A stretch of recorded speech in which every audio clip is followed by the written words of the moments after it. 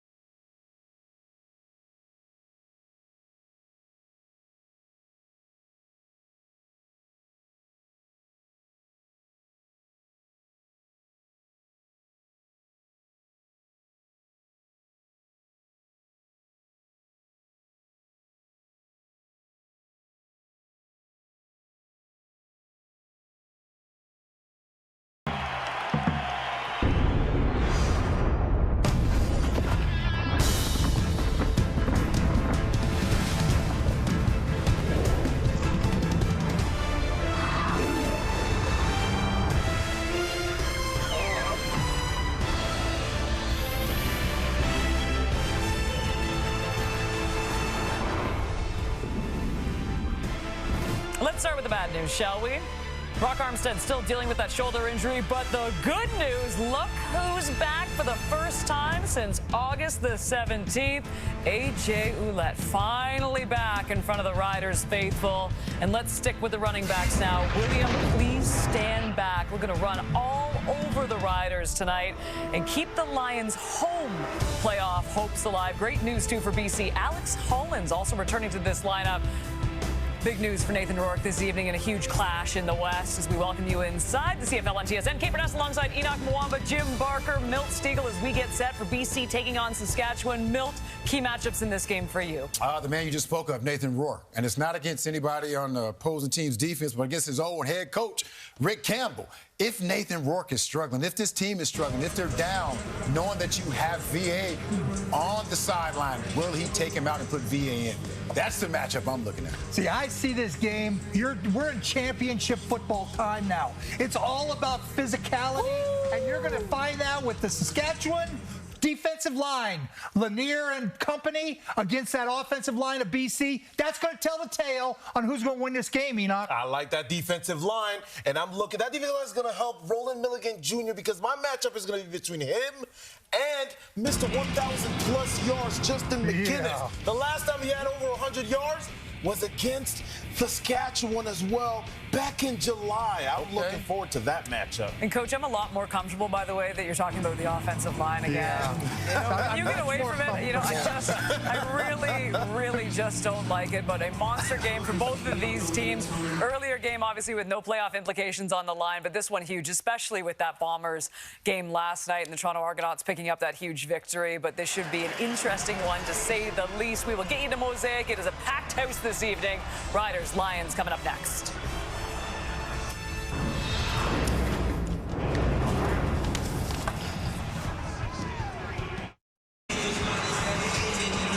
Kate, we welcome everyone to a beautiful autumn afternoon at Mosaic Stadium, where the Roughriders are hoping to host a playoff game next month.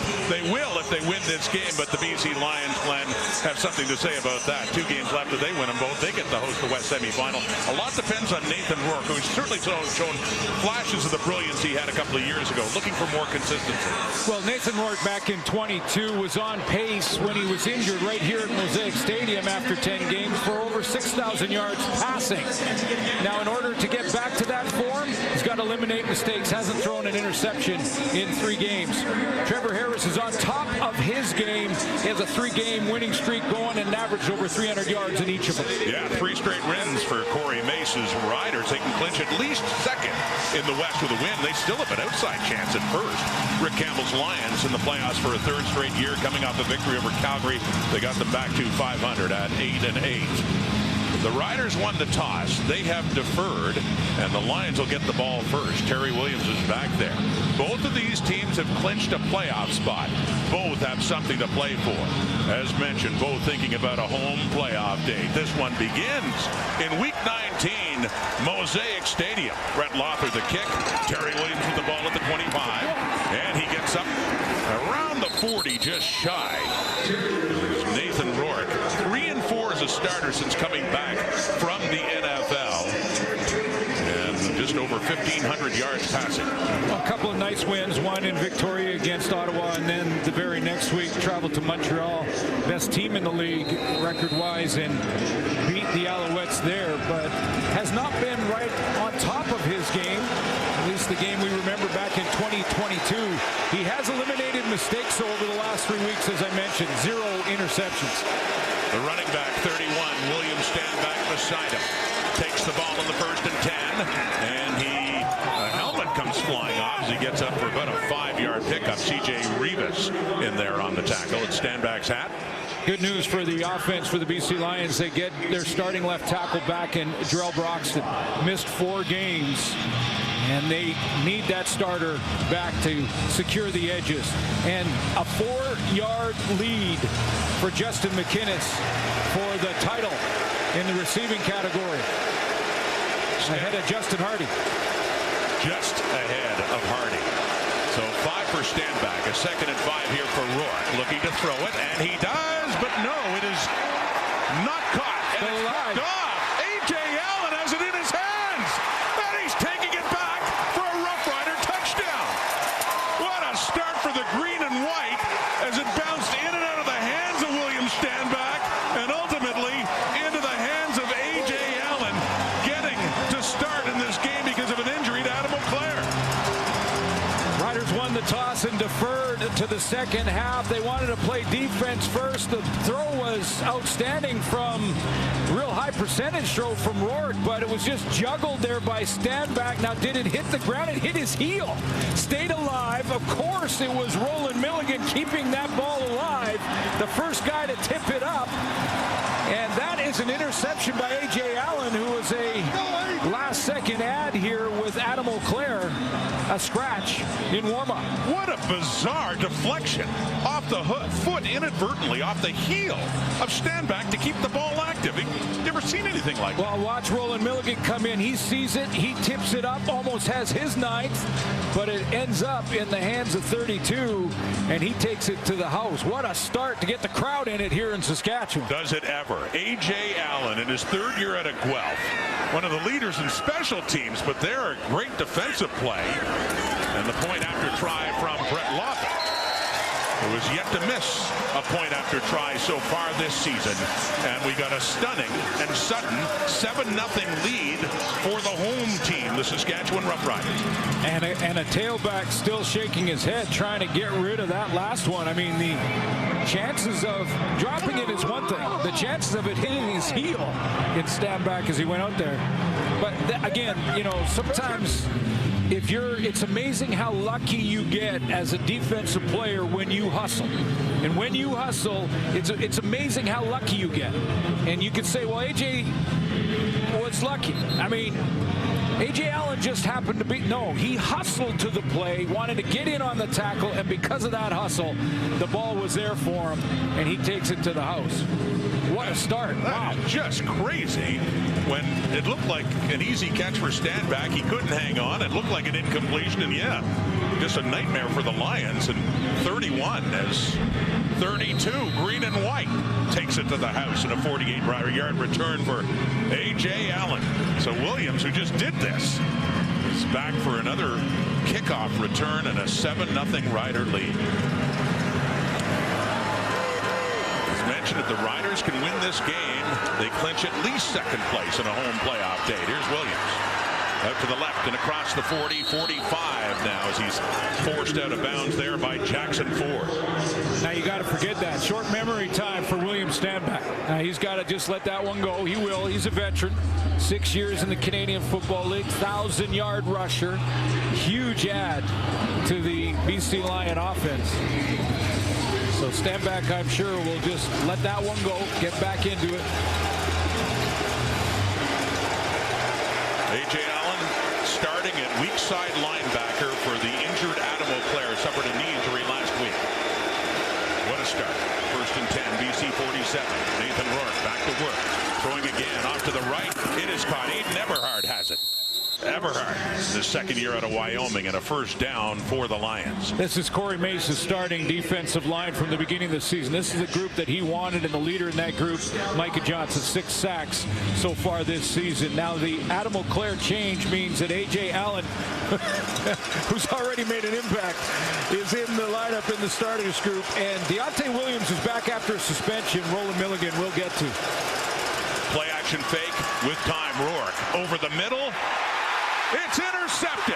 Deontay Williams, you just brought up his name, back from suspension, and it is Saskatchewan ball, but they're ruling he was down at about the Rider 33. 2 Lions possessions, 2 interceptions, 1 that went for a touchdown. Saskatchewan ball here. Deontay Williams had to sit. Saskatchewan pick. Rider football up 7.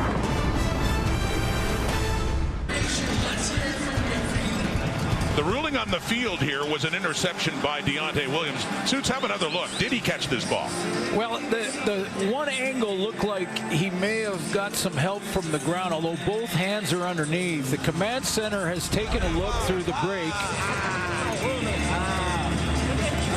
Here's the ruling. After automatic review by the command center, the ruling on the field has been overturned to an incomplete pass. Second down. So it looked close. So second down coming up. Rider offense had been on the field. Now the defense has to come back on. You see Nathan Rourke, but that close, and it looked at first glance like the right arm was always underneath the football. Well, and the command center will automatically, on a turnover, review it without a challenge necessary. So Rick Campbell didn't have to challenge that for the command center to take a look at it. They decided that it hit the ground, and it'll be second down BC. So good break for Nathan Rourke and the Lions. They keep the ball a 2nd and 10. They're in the Riders zone at the 52.5 of Saskatchewan. Crowd picking up. Rourke again has time to the left. That is caught. Stanley Berryhill, and he is hit immediately by Marcus Sales coming in, taking him down. Third down coming up. Yeah, he closes quickly, doesn't he? I mean, Rourke chooses to go to the flat here to Berryhill, who's in a different position than last week because Alexander Hollins is back in the lineup. But Berryhill, he gets a shot to the chest from Marcus Sales. 4 interceptions on the season for Sales. Had a great second half of the year. Against his former team, Sales had some time with the BC Lions. Here's the punt now from Stephen Flintoff. Lets it hop. It heads into the end zone, and looks like the first point of this game will be scored as he takes a knee after a 56-yard punt by Stephen Flintoff, and a rouge on the board for BC. I think Trevor Harris may be playing some of his best football since returning from injury, and keep in mind that Harris was not available due to the early injury in the season the last time these two teams played back in July. That was a win by the BC Lions in Vancouver. Trevor Harris didn't play in that game. He's been red hot over the last 3 weeks. Certainly has. Missed 6 games. He's been great. Statistically, best QB in the CFL since he came back, since week 11. And 7 yards shy of passing for 3,000 this season. And he's throwing here. It is caught. And it is Duncan Busby. Duncan Busby, who does have more than the 7, so that puts Harris over 3,000. With his 5th different team, he's reached the 3,000-yard mark. Yeah, he's got a lot of experience, doesn't he, Ron? You take a look at those 6 300-yard passing games, a bunch of them right out of the gate when the Riders opened up with a 4-0 start to this campaign, and then have won their last 3. So, again, we've watched Harris for a lot of years. I think he may be playing his best ball right now. Saw the number at 29.93, but he's added to that, as mentioned, to go over 3,000 for the season, taking the handoff to A.J. Ouellette. And then he throws it Ouellette's way, who is greeted immediately by Ben Hladek for, looks like a loss of a yard or 2. Now, there's been a lot of change up front for this offensive line. Rotating guards. It's Zach Fry out of Western and Jacob Brammer out of Vanderbilt that will start in this one tonight. And yeah, the return of starting tailback A.J. Ouellette. We'll see what he can bring to the run game for Coach Mueller. Ouellette, they give him actually about a foot, so it's 2nd and 9.5. Ouellette's His last game was Harris's first one back here in August against Montreal. And Harris scrambling to the left, finds an open receiving two. It's back to the rookie. Duncan Busby has the catch and another Saskatchewan first down. That's what we mean about the composure and the vision of Trevor Harris, his experience. As soon as he breaks contain, he sees Betts on the inside move, doesn't even have to look at the line to feel that, then bounces outside, and Duncan Busby down the field into the zone defense. Gets a new set of downs. Gain of 18 for number 18. Dell Duncan Busby, first year out of Bemidji State. And drafted in the third round, 23rd overall. They're inside the BC 40 now at the 39, first and 10. There's the first carry by A.J. Ouellette in a couple of months, and he picks up a couple of yards. So Ouellette still, with all the time away, the leading rusher for the Saskatchewan Roughriders. Lots of sacks for that front seven for the BC Lions, but Matthew Betts just has one. That was his first game. He does, though, have a 70-yard pick six from last week against Calgary. And speaking of scoring on defense, T.J. Lee with a scoop and score in that game. And with T.J. Lee up in the linebacking core in the front seven, Gary Peters becomes the veteran in the back end. Boy, that defense took care of the scoring and helped them pull away from Calgary last week. With no offensive touchdowns for BC, defense had two. Second and 8, Harris over the middle and knocked away. Ryder Varga got a mitt on it, knocked that one down. You know, he's comfortable here in Saskatchewan. Former University of Regina Ram with nice drop here. Good depth on this drop with Stearns coming over the middle. Just read the throw, and throwing action from Trevor Harris makes a nice knockdown. Or I should say, pass defended. Pass defended. Knockdowns happen at the line of scrimmage. Right. Pass defended. Brett Lawther has made 20 of his last 21 field goals going back to week 12. And we'll try here from 45 yards away. And he gets it through again. So 21 of 22 most recently for Brett Lawther. And it gives the Riders the lead going down. Well, they had it with the touchdown on defense, and then adding to it now with 10 on the board.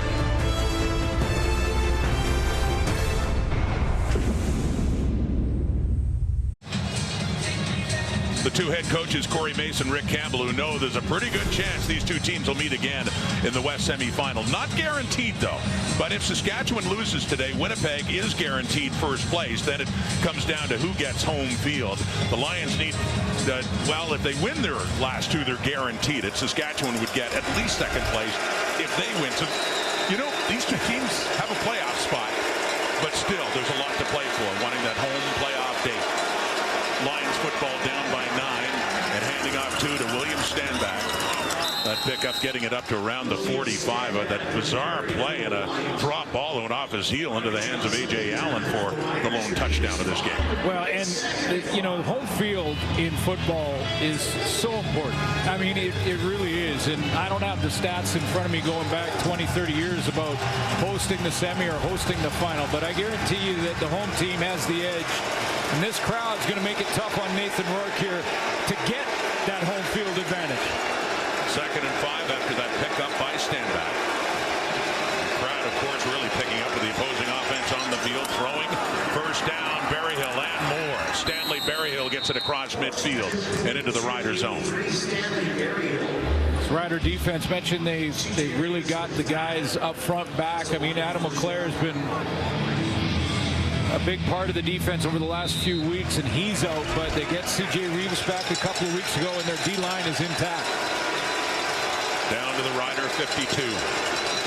Nathan Rourke and a fourth. Riders, they get him. Coming in is Caleb Sanders with the sack of Nathan Rourke.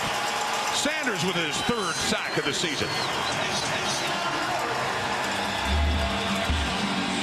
This is a physical group up front, including in the rotation. Caleb Sanders is one of those rotation guys. He'll come in and spell off Micah Johnson or Miles Brown. Sanders gets home. That's his third of the campaign. And this is a matchup that I know the panel talked about before the game. Can this BCO line hold that D-line of the Riders? He's been a great addition to that Saskatchewan defense up front. Caleb Sanders, 2nd and 18 after that loss. Rourke with time to the right to stand back. And back across midfield and down near the Rider 50, but still well shy of a first down. 3rd down coming up BC. No, Stefan Flintoff is looking for an angled kick here. He doesn't want to put it in the end zone and give Trevor Harris decent field position. That was just a decision to kind of limit the damage here after the sack for the Lions. Mario Alford back. Averaging just under 10 punt return this season. Flintoff's last one rolled into the end zone. He's trying to keep it a little shorter, and it's down to the 20. Just a 30-yard punt by Flintoff there, and a 5-yard return for Alford. Back comes Trevor Harris. The one touchdown of the game scored by Saskatchewan's defense. 10-1, Riders lead at first quarter. Mosaic.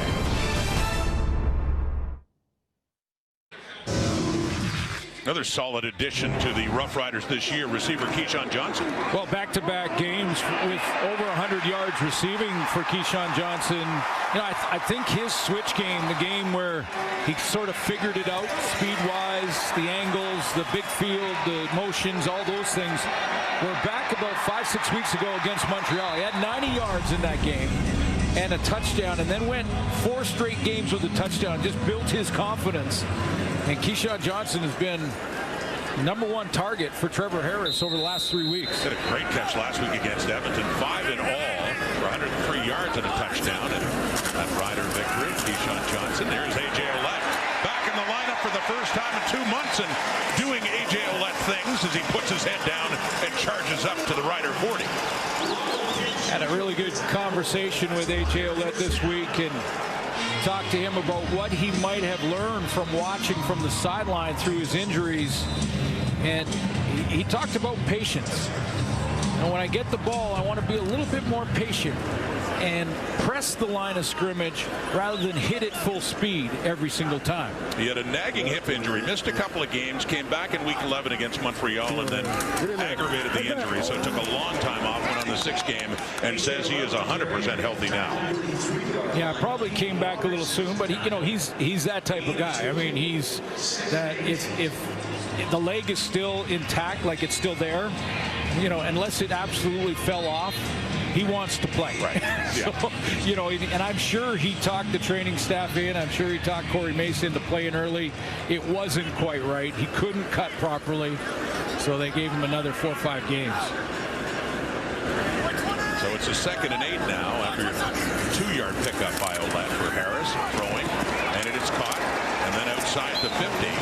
And another first down for Saskatchewan. Jarrett Stearns with the pickup.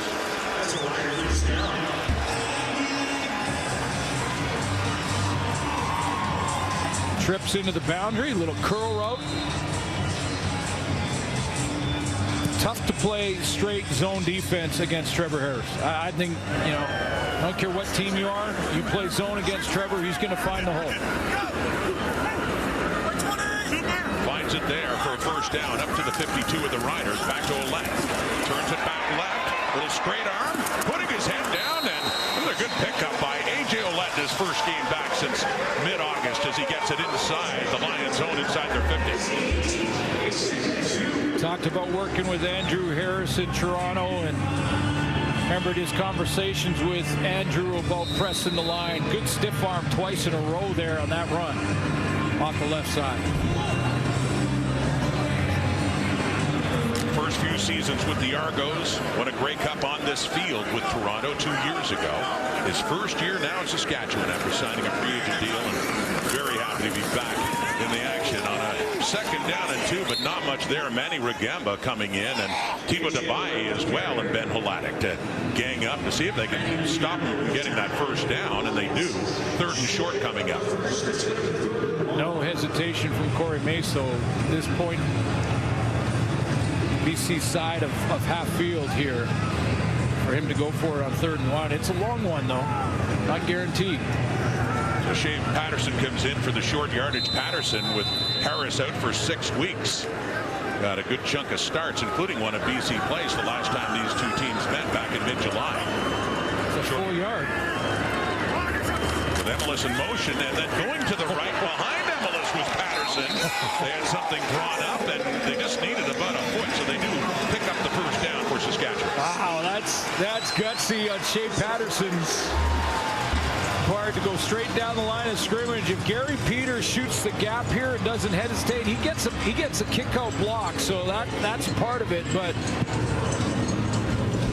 Ace Ely thought he had turned him back, but Patterson had the first down. Gutsy, though. Go along the line of scrimmage like that. A bit of a different wrinkle to short yardage there for Saskatchewan, which pays off, gets it to the Lions 47, a 10-1 lead. Looking for more. And Harris quickly. Keyshawn Johnson with a flag coming out as Johnson gets what would be enough for a first down to the Lion 35. I think that's coming back. I think that's coming back. It looked like one of the Rider receivers was offside by a couple of yards. It might have been Schaefer Baker. Well, we'll see. Maybe there's early movement up. Offside, Saskatchewan, number 19. 5-yard penalty. We'll repeat first down. Sam Emelis. Emelis is right here. He's there, but I think Schaefer Baker at the bottom was too. There was a couple of receivers that were a couple of yards past the line of scrimmage. This receiving corps certainly tested for its depth with all the injuries they've had, but getting healthy now with one big exception, of course, Sean Bain. Sorry to hear that his season is over. He had posted that earlier this week. Bain injured a couple of weeks ago. 1st and 15 from the BC 52 now for Trevor Harris in a 4-man rush, and he gets it off there to Ouellette. One-handed brings it down as Ace Ely is hauling him down, gets some of the yardage back to about the 45 with the 2nd and long still coming up. Yeah, but that was a big catch for Ouellette because, you know, 2nd and 15, very difficult. Now you got 2nd and 8, 7 possibly because Ouellette tips it to himself. Looked like that play was in trouble. So get 7 of it back. So a 2nd and 8 is coming up here for Saskatchewan. Over 5 minutes have gone by in this drive. We're getting late in the first quarter now. For Harris, looking to throw again and does. And in traffic, and chance for an interception there for Ben Hladek and the Lions. So 3rd and 8 now at the BC 45. As we assume Brett Lawther will be coming back on. Well, this BC Lion linebacking core, whether it be Ryder Varga in a rotation or Ben Hladek, who's starting at will linebacker, they've had a chance at a couple of picks here. Trevor Harris trying to fit it in a tight window, and veteran linebacker and younger one in his 2nd year in Varga making defensive plays. Lawther had a 50-yarder last week in Edmonton. He is 3 for 7 from 50 plus. 1 for 1 on the night. Adam Korsak putting it down. This one over 50 yards. And through it goes. Has enough. 3 more points on the board. Lawther goes 2 for 2. TJ Lee with the Guardian cap now. And a big game last week against Calgary. We'll have more on him coming up. The CFL on TSN for Mosaic. It was a close one in the 4th quarter against Calgary for the Lions. Then the defense took over first. Matthew Betts showing off his speed for a defensive end to take it in for a touchdown. And then after that, to help put things away for BC was the veteran TJ Lee playing strong side linebacker and picking up that for a scoop and score. Let's go down to the field and say hello to Britt Dort. Well, and before he was a linebacker, he was that DB, and he's a team guy, even for his former teammates. If you look at Marcus Sayles on the Riders side, you might remember, hey, he used to be a BC Lion, a defensive back along TJ Lee. They actually were still in a group chat together, all of the Lions DBs, including Marcus Sayles, this season, all the way up until their Week 6 matchup. And they said about 4 days out from the game, they said, Marcus, okay, we're going to have to kick you out of the group chat. And then 3 days out, they'd say, okay, it's your 3-day warning, and so on. Marcus Sayles told me this week, you couldn't have written the script better, fighting for a home playoff game against the very team that cut him earlier this season, guys. Kind of writes itself. Thank you, Britt. And there he is on now and lined up against Alex Holland's first down. BC, Nathan Rourke running right. He throws it out. Holland Holland's way with Sales there, pushing him out of bounds. Second and short coming up. Yeah, they go right to the matchup with Marcus Sales and Alexander Hollins, who missed last 2 games due to injury to his shoulder, diving for a pass a couple weeks ago. But yeah, you see Sales no longer allowed to be in the group chat. That could give away some important information if you forget that you got one of the opposing players in your group chat. Marcus Sales won a Grey Cup with Winnipeg, moved on to BC, and first year with the Saskatchewan Roughriders, a 2nd and 4 at the line 46. Rourke gets it away, and a nice catch too. Going up for that is Stanley Berryhill, and a first down for BC. And that was the last play of the first quarter, and got it just inside the Rider zone. Big defensive play to start this game. A.J. Allen off that bobble takes it in for the touchdown. A couple of field goals later. Through one, 13-1 Saskatchewan. The numbers through one quarter here at Mosaic. Riders leading by 12 points. Standing out, only 10 yards rushing for William Stanback at the BC Lions. Yeah, Ron, when the leaves are on the ground and you can feel that bite in the air, and we're into October, this feels like a playoff game. It's for home field, which is going to be huge. That's when the running game, we expect to see more of it. A.J. Ouellette, we've seen a little bit of him in that first quarter. Not as much with William Stanback. I mean, he's number 2 in the league rushing the football. I know we say it quite often, but that balance is super important. Although those guys might have something to say about stopping the run. One of the best teams in the league, by the way, stopping the run is they are defense. And they are making a statement so far in this one against Stanback and BC. 12 points down to start the second quarter here in Regina. The Riders win this game, they clinch at least second place. Faking to Stanback, throwing. The left aiming for Justin McInnes, who just had a monster game for BC. The last time these two teams met against his old club, when McInnes had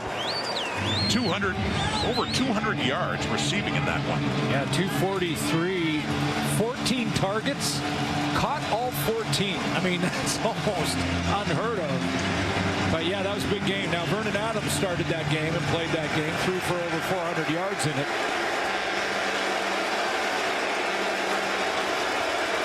And no Trevor Harris that game. Harris versus Shea Patterson. So it's Rourke to the right, and Hollins targeted again, and Hollins brings that one down for a first down inside the Rider 45. It's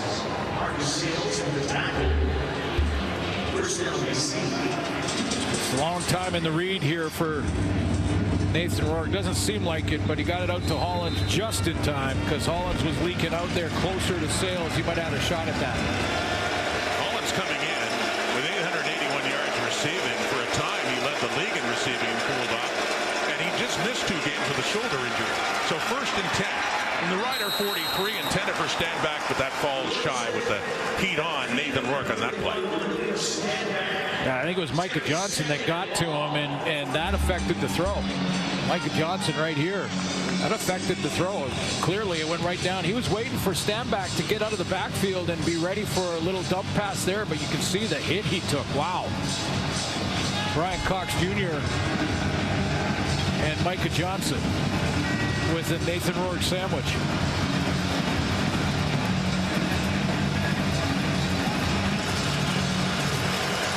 Cox leading the way in the sack department for Saskatchewan. He has 6. Tied actually with Micah Johnson, the 2 of them getting the most heat on quarterbacks. Second and 10. BC down.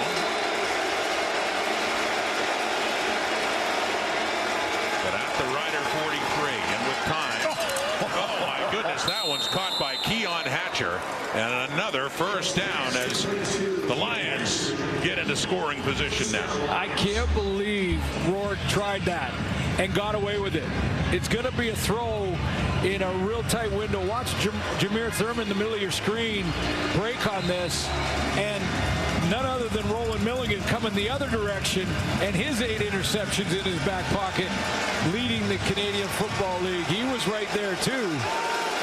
And C.J. Rivas, that was a tight window to get it in there. Needed to thread the needle, and he did. So It's a 1st and 10 at the Rider 29. This is the furthest BC has gone, and it's caught inside the 20.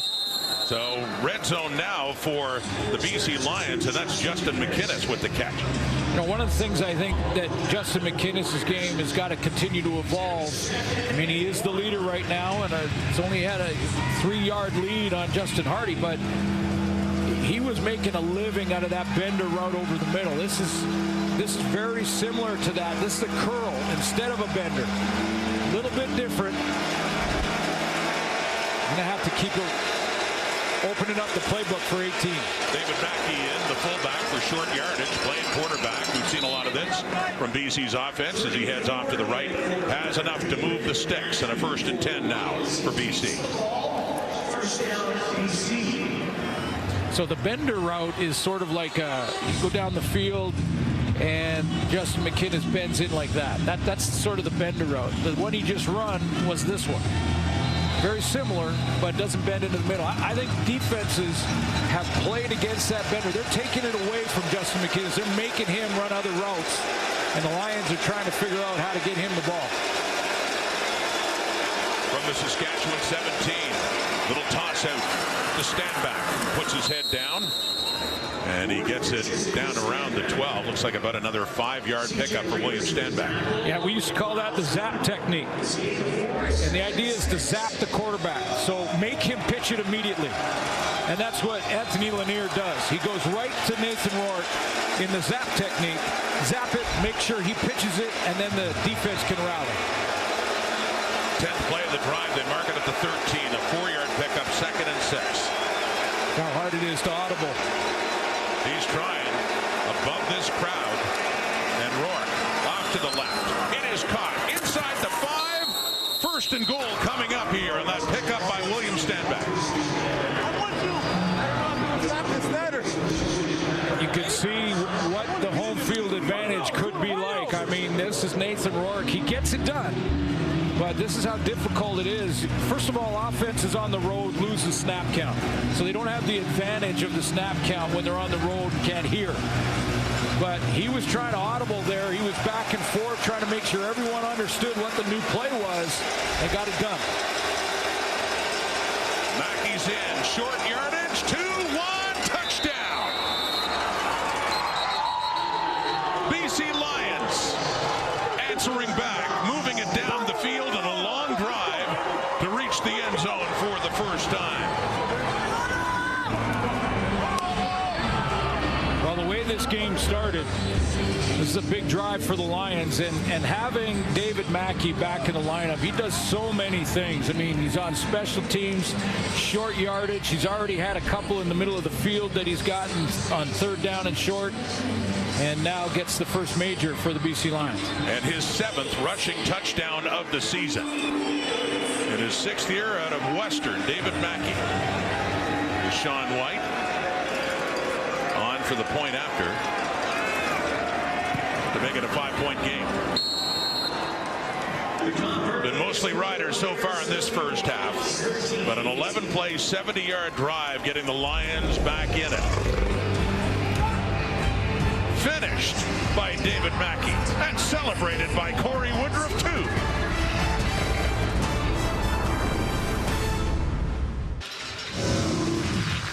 Have another look at the TD drive over 11 plays and 70 yards. Real important one for the Lions. Not let this one slip away and let the crowd take this momentum and carry it to the football team here in Saskatchewan. But that throw to Keon Hatcher, I think, was the key throw in the drive. That was an audible to get it to Stanback in the flat.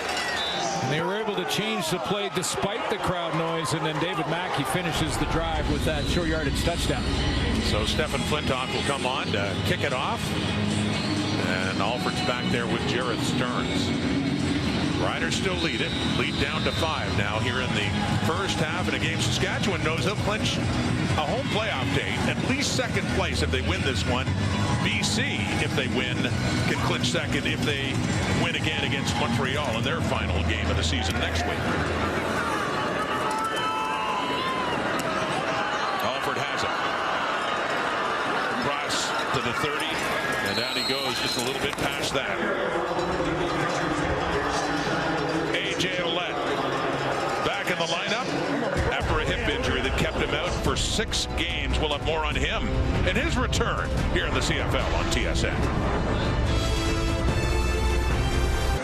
Well, you know, this guy just couldn't wait to get back in the lineup, missing the last 6 games because of a hip injury. Here's what he's done so far. With more, let's go back to Brett. Yeah, Rod, you actually talked about it earlier. The biggest and toughest task for him was the patience waiting to get back in this lineup. And what a time for him to return, just as the weather's cooling down and you have a downhill physical running back in A.J. Ouellette. Corey Mace said that. He goes, don't worry, when we went after him in free agency, we thought about these late games in the season and wanting to have him. Trevor Harris also said that and told us he actually wished this game was 10 to 15 degrees cooler because that's when he feels like they play their best football. But from a sideline reporter perspective, guys, I don't wish it was any cooler down here. Well, you're rocking the nice big pants, Brett. Getting into the spirit of the weather. I mean, it's and that's Emelis on the receiving end. But yeah, there is a beautiful feeling about a little fall in the air, a little chill. You get closer to the playoffs. Yeah, a little get those road graders up front, the offensive line, get the big backs in behind them. You know, we've seen that from Brady Oliveira in Winnipeg, one of the reasons for their success over the last few years, and A.J. Ouellette's certainly capable. It was interesting talking to him, though, about him being in Regina and how he goes, you know, when I walk around, yeah, it's partly they want to come and talk to me because I'm a rider, but it's look at the hair. Like I'm kind of recognizable when I walk around. Here's Trevor Harris. He gets rid of it, and it's caught too. Talk about throwing it, just threading the needle. Emelis with the catch and a first down, Saskatchewan. Well, when we talked to Ouellette too, I asked him, you know, what's your priority? And I thought I might get like a 100-yard game. You know what he said? I need to protect Trevor Harris, and that's exactly what he does off the edge on Matthew Betts.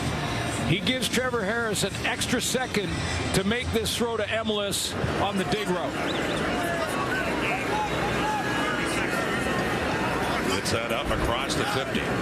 Here come the Riders now and a first down. They're running.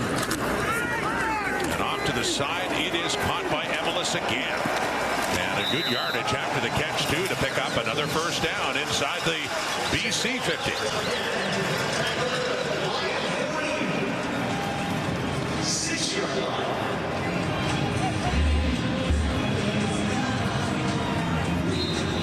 Well, a hit screen. Emelis, go to the line of scrimmage, come back. Give your when he comes back that extra 2-3 yards, he has just given his fellow receivers a chance to set up their blocking angles. And with that catch, goes over 1,000 yards for the second straight years at 1,001 right now. 31 on the day, 1st and 10. Harris to throw again to the right. It is caught again. It's Jared Stearns inside the 35. As the Rider offense, after BC scored, they're quickly on the move. Stearns runs a beautiful speed cut here to get to the out on TJ Lee. I mean, that's a veteran. This defense has been much better with TJ Lee in that position, but watch the speed route from Stearns here. He's one-on-one with TJ Lee. Nice speed cut. Don't lose any momentum as you come out of that break. Nice route from Stearns. Down to the Lions 33. Quickly, Keyshawn Johnson down to the 20. Pushing now his way through to the 15. Gary Peters tried to wrangle him there, and then once Johnson got leverage, he became A.J. Ouellette. Well, see what I mean, though, about Trevor Harris and whether you play man, which T.J. Lee did on Stearns in the previous down, or then they go to zone. And this is Ryan Phillips trying to play this cat and mouse game with Trevor Harris. Harris just takes the next snap. He goes, now I'm in a zone. I've got that under route from Keyshawn Johnson, and I'll let him do some heavy lifting here. Love the attitude of a receiver, too, putting his head down, picking up a few more yards.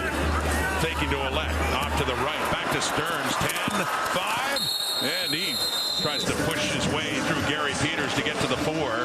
First and goal coming up now What a response. Nathan Rourke goes down and puts together a drive that gets the Lions to within 5, maybe take a little momentum. Trevor Harris says, I don't think so. I got a drive of my own. And the play calling on this drive has been outstanding from Coach Mueller.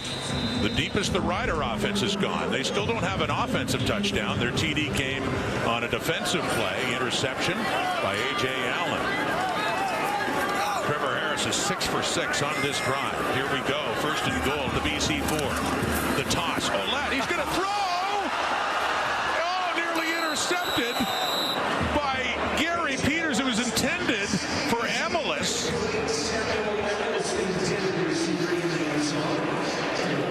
And A.J. Ouellette, who's thrown a touchdown pass before with the Argos last year against Hamilton, and sees that one just get away from him. Well, he's got his hands taped, and it must have slipped a little because he just, well, he had a linebacker in front of him. I think that was Ben Hladek that was right in front of him that he had to throw it over, and he just didn't get enough on it. But I guarantee you he goes into the sideline after this drive to Trevor Harris and says, man, it's harder than it looks. You make it look easy. Second and goal now. Harris throwing. And no, that one kind of got away as well. TJ Lee's there and Kean Schaefer-Baker. So suddenly it's a third down and goal for the Riders. Yeah, TJ Lee closes on this one. This is a play made by the veteran. And by the way, his scoop and score, not the only play he made in that game against Calgary. I mean, he filled the stat sheet. Pretty much every stat that a defender or special teams player, and he plays on the teams as well, could make, but TJ Lee filled the sheet. So the Riders impressively march down the field, get a goal to go inside the 5, but they will settle for 3. And the try here for Brett Lother, who's 3 for 3 on the night. So it's back to an 8-point lead now for Saskatchewan. I'm sure the Riders thinking, should have been more. They had their chances. Brett Lother.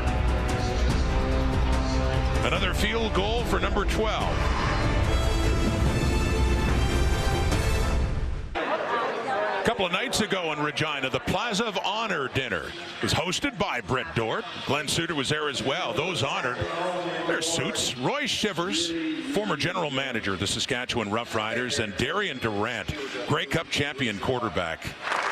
In both cases, very deserved. Well, absolutely. I mean, Roy Shivers brought in so many great football players, one of the great evaluators of talent in the CFL in its history, the first black general manager in pro football. So he paved the way for many more to follow. Roy Shivers, Darian Durant, it's to be official, the Plaza of Honor at halftime here at Mosaic. And by the way, Britt knocked it out of the park. Of course she did. With Dave Thomas, the voice of the Riders on CKRM radio. So yeah, it was a great night, and Britt did a really nice job as the MC, co-MC. Cool speeches, 2 well-deserving recipients of the Plaza of Honor. Do that at halftime and show you a little bit of Darian Viz in the second half. They got fond memories of him here. It's a second and short. Mackey had the Lions touchdown earlier. After the pickup by William Stanback got them close. Mackey gets enough to move the sticks for BC.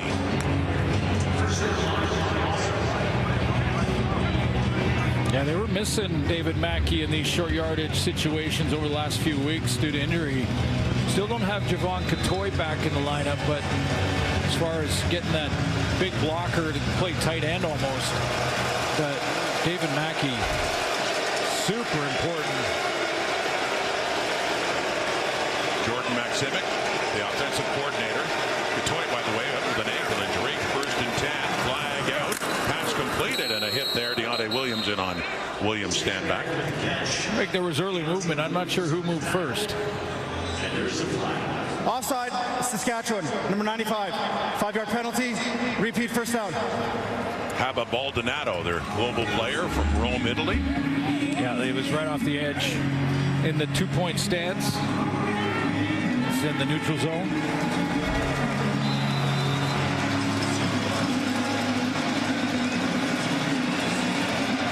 In his second year, played his college ball at Pitt. So 1st and 5 with that offside penalty against the Riders. Still lots of time, over 4 minutes to go until halftime. 8-point difference. Back on the ground, stand back. BC tries to get that running game going better. Easily enough in the 1st and 5 for a first down closer to the Rider 40. Third 1,000-yard season for Stanback, and one of the reasons for that 1,000 yards again, that jump cut right there. For a guy his size, they say in the roster it's 233. I would say it's 245. Great feet. 1st and 10, Rider 41. And he threads it again to McInnes this time. Another completion for Rourke. That's down close to the 27 of Saskatchewan. BC's offense moving right back.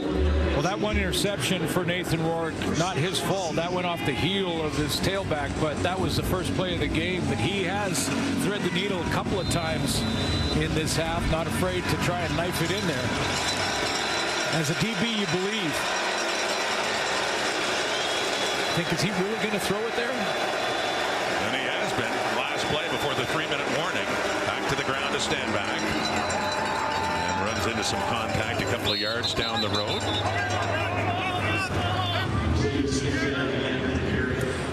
So the warning is given. Got a good one going here at Mosaic.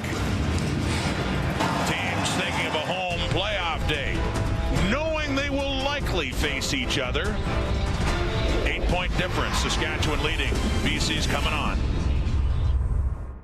We have a great halftime coming up. Straight fire. And also, JB wants to talk about the physicality of this game. Speaking of physicality, I wasn't here last night, but I guess Milt lost some bet. 10. He's been doing push-ups on the set. He's not getting low enough. Unknown reason. 6. Milt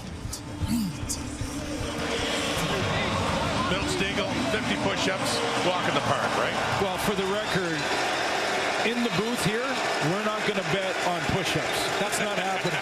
Hot dogs maybe, but not push-ups. I'd be here for days trying to get those done. 2nd and 5. And met there, tackling William Stanback. That's Micah Johnson. Big Micah just gets it inside the 20. Still shy of a first down. A couple of yards away here for BC. Yeah, interesting decision here for Rick Campbell. I'd be inclined to take the points.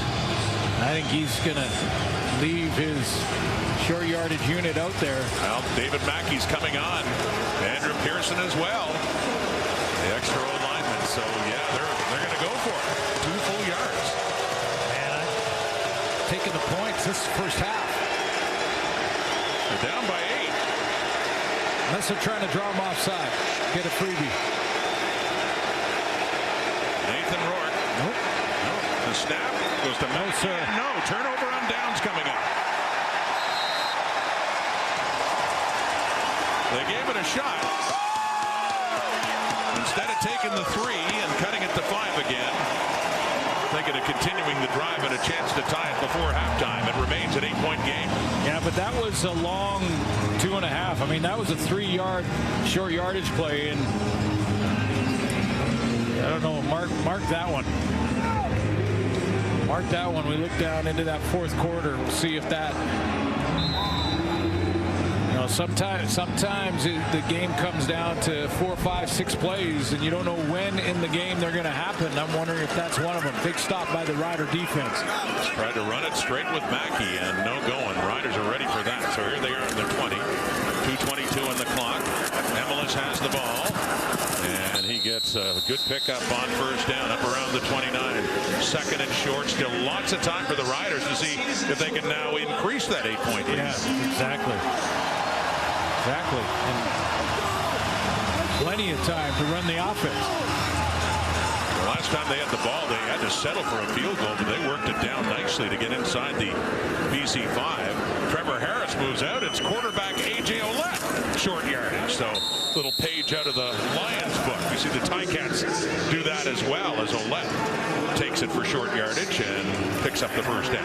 Now that throw that didn't complete down in the end zone by A.J. Ouellette, it's still valuable heading into the playoffs, and I'll tell you why. That every team that plays Saskatchewan now in the playoffs has to take some time in their practice to defend against A.J. Ouellette on one of those, pitch passes.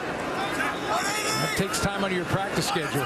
Seen him throw. We've seen him line up at quarterback, and now we see running back A.J. Ouellette with a bit of a head of steam there to pick up about 5 more yards. That's why I've been saying over the last few weeks now that even last night's game that I'd like to see offensive coordinators get a little more creative when it comes to short yardage plays, because right now it's just push at the line of scrimmage. 2nd and 5. Harris to throw under pressure, gets rid of it. Oh, it was caught too, but no, out of bounds was Kean Schaefer-Baker. Hung on to the ball, but couldn't get the foot down. That's the first clear hit, I think, on Trevor Harris in this game so far in the first half. He's had pretty good protection. Mentioned rotating offensive guards, but that's the first time that Lions really got good pressure on him, and there's the out of bounds tap. So there will still be time for the Lions. 1.5 minutes to go until halftime. Adam Korsak with the punt, a low one. Driving and off the hop. Taken by Terry Williams. Eludes one tackle, but not another one after a punt of 45 yards. Rod Smith, Glenn Suter, and Britt Dort, Mosaic Stadium on an October late afternoon in Regina. 2 teams that have clinched playoff spots. That happened last week, but they don't know where they will finish in the West Division. For Saskatchewan, first, second, or third are all still in play.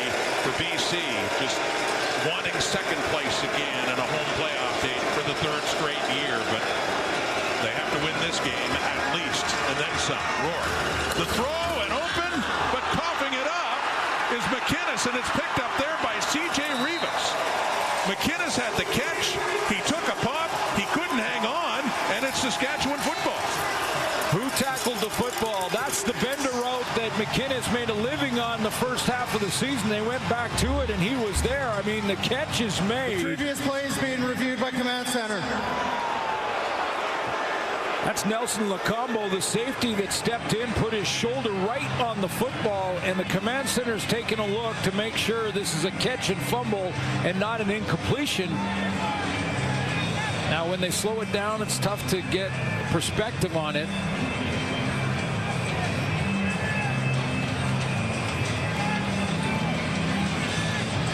Well, it looked like he had possession when it was knocked out. That's a tackling the football from the safety spot. Lacombo's still looking for his first interception, but big play there, knocked the ball out. Rivas recovered it immediately.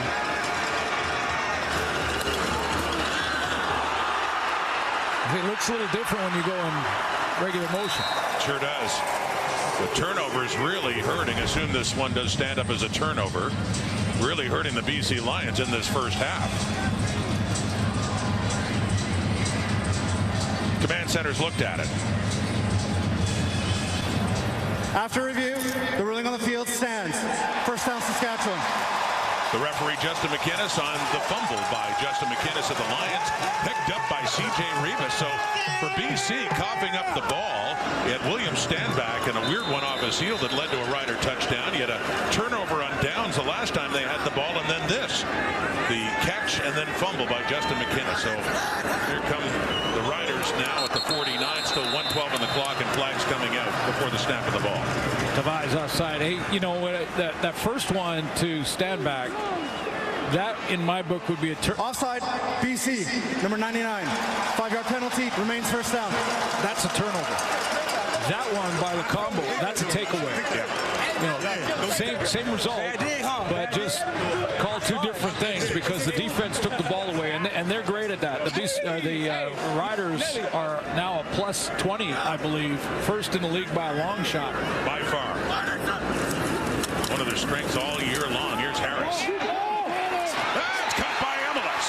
And a big play for the Riders. They get down close in a hurry, and there's still over a minute to go until halftime. A one-on-one route down here. Emelis is going to run the corner route. See how he leans in and then heads right to that sideline. TJ Lee has to take away the inside shoulder, so that Emelis gives him the leverage on the corner towards that sideline. And what a throw right on time from Trevor Harris. A game where Harris has gone over 3,000 yards passing this season. Emilus earlier went over 1,000 yards receiving. They connect again. 35 yards later, they're down inside the 20. Over a minute to go till halftime. Harris, another completion. Keyshawn Johnson. Helmet comes off. That's Jalen Edwards Cooper. The Lions defender lost his hat there. As Johnson gets it down a little closer. A couple physical runs for Keyshawn Johnson in this first half. It's not going down on first contact.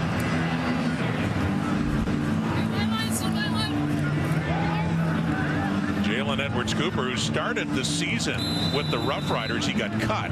He'd actually started his career with BC and went back to them just recently. Welcome addition back in the secondary with the injury to Seontae Evans. 2nd and 2. The BC 11, led by Keyshawn Johnson. A.J. Olette pulling his way through for a first down. Still on his feet. They finally haul him down, but it's a 7-6 yard line, and a 1st and goal is coming up here. Still 39 seconds to go until halftime. When you have A.J. Olette, you know, that's, I'm sure they're tempted, the Riders, to just do that play 3 times in a row. Yeah.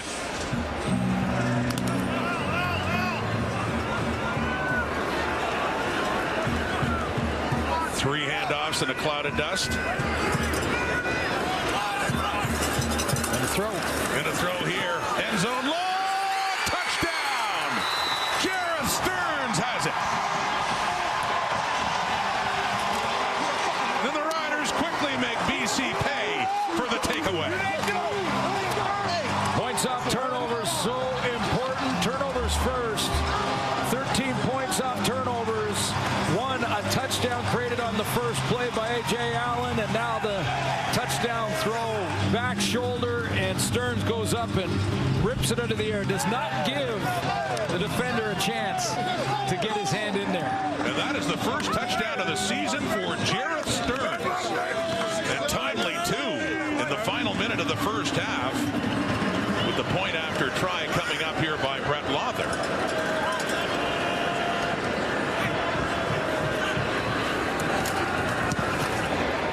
To make it a 15-point lead. A lot can happen in the final 3 minutes of the half and the final 3 minutes of the game. But that turnover turns into quick points. The combo with the takeaway. Rivas, Emilus on the corner route, and just like that, Trevor Harris in 2 throws adds to the lead. That big pass to Emilus for 35. He now has 5 catches for 77. And Justin McInnes, who had his way against Saskatchewan's defense. His whole team started his career here, and that big day you talked about, a 244 receiving back in mid-July at BC Place. But it's going a little differently right now. Trevor Harris put that ball right where he wanted to put it, to the back shoulder, so that Stearns could jump for it and separate from the DB.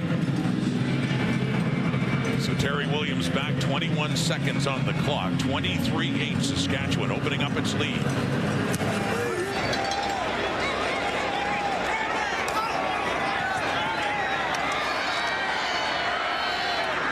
Out of bounds. Remember, too, the last 2 times the Lions had the ball, they were in field goal position, chose to go for it on a 3rd and 2.5, turned it over on downs, and then the next possession, it was coughed up by McInnes on the hit by Lacombo. So Kate Milt, well, surely has got the push-ups done by now. Coach Barker, Enoch Mwamba as well to talk about this one so far. So final 3 minutes, a stop on downs by the Riders, a forced fumble and fumble recovery by the Riders, 2 deep throws by the Riders, and adding to this lead in the first half. Such a difference the last couple of minutes have made for the green and white. 1st and 10, Nathan Rourke, 14 seconds, gets rid of it. That time. It may not be done yet. Get out of bounds. Ticking, down they go, still going. C.J. Avery, the pick, down to the 5 with 3 seconds to go, and a chance to add to their lead. Wow.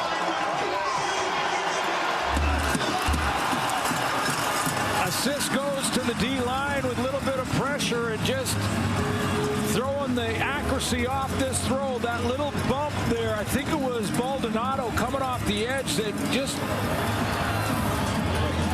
side hit on Nathan Rourke, and he can't get it out there. He had an open receiver. He just can't get it to him because of that hit. Twisted him around. So the assist goes to the D-line and Baldonado. Take the field goal here and add to the lead. Make it 18 points at the half. Boy, Saskatchewan just really opening it up. Lawther is 3 for 3.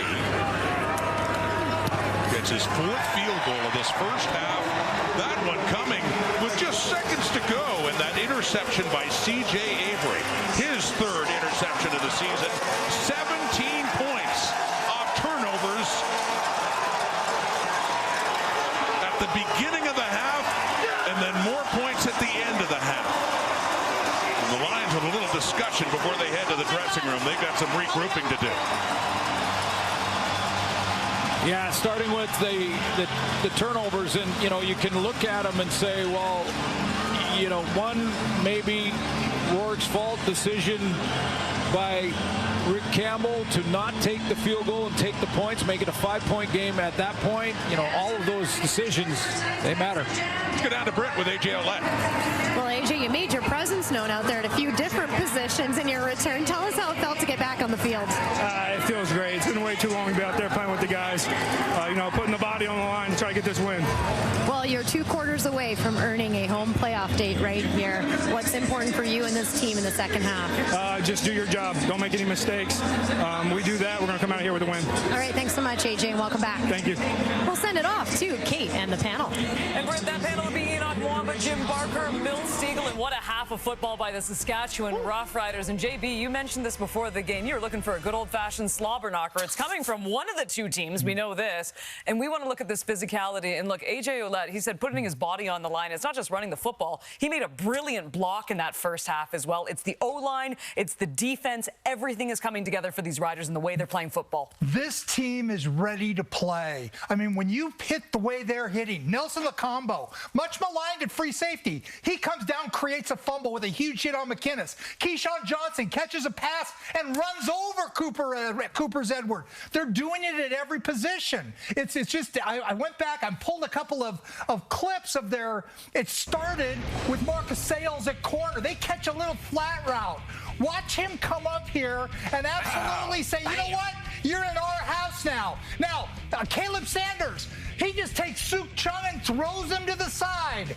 And then on this last one, AJ Ouellette, watch the end of this run. Yeah. That is winning football, and that's exciting. This time of the year, to be able to watch that excites me. Yo, you feeling it? I can't tell at all. Calm down. We got another half. Calm down. We got another half. Yes, they're playing some great football, good physical football. But what about their quarterback, Trevor Harris? And he's been playing great football since he returned from injury. He continue making great plays, getting these receivers the ball, allowing them to make some great plays. So this team is playing some great football, and it does start with the quarterback. Of course, the physical play, but you got to have a great quarterback. You look at this throw by here by Trevor Harris, this is a dime. Wow. And also, you can see he's feeling comfortable in the backfield. You look at this. There's pressure, but he knows he has a shield around him. He knows his offensive line. He knows his running back are going to allow him to throw the ball down the field. And this was a question mark early in the season because they had some injury to their offensive line. But those guys now are gelling together at the right time. They're in the playoff hunt. Yes, this game is not over, but the way they're playing right now, they're making a great transition as they go to the playoffs. When we talk about the deposits they're made in that first half, they're going to cash those in the second half. All right. You talk about Milt, the shield around Trevor Harris. It is not the case on the opposite side of the ball for Nathan Rourke. I mean, he's had pressure all over the whole night. And there was only one drive that I really saw that was really successful for the BC Lions, and it was an 11-play and 70 yards. But outside of that, we didn't see anything from that offense at all. And in my opinion, too, what they need to do is diversify their plays a little bit. You can't put it all on Nathan Rourke and Justin McInnes and all the receivers. You got to involve William Stanback a little bit more. When this team has had success, William Stanback had a lot of touches. And tonight he's only had 6 touches for 32 yards, and that is not enough. That is not the recipe for success for this team right now. And I got to ask, too, I mean, this is such a critical game. If you're the BC Lions, you do not want to be going into Mosaic or Princess Auto Stadium playing two physical teams and having the home crowd against you. Is there a thought process at all right now? Don't go there. Don't go there, I have to. Don't go there, It's too critical not to go there. Yes. Do you try VA? At a certain point, you have to make a change. Never been a coach, never want to be a coach. You know this better than me, but at a certain point, you got to make a change. You just got to change things up. Is Nathan Rourke playing bad? He's not playing bad, but your team is down, what, 28-6 or 26-8? You got to give him some type of spark. We know what VA is capable of. So at some point, you got to make a decision and make that change, in my opinion. I don't know that that's the necessarily a problem, but I do know that last year against Winnipeg in the playoffs, they struggled because they weren't physical enough. And when Winnipeg wanted to have their way with them, they did. They went out and got William Stanback because of that. They're not utilizing Enoch, exactly what you said. 13 of 18 right now and 150 yards. Nathan Rourke right now. Sometimes, Milt, to your point, you got to make that change. And VA had a lot of success earlier on. Maybe that's the solution. And, as we always say at this point in the season, take care of the football. 4 turnovers in the first half. I mean, it's just not going to fly, especially against the Riders at home, a game of this significance. The Riders with a brilliant first half. And coming up after this, it is... Straight fire!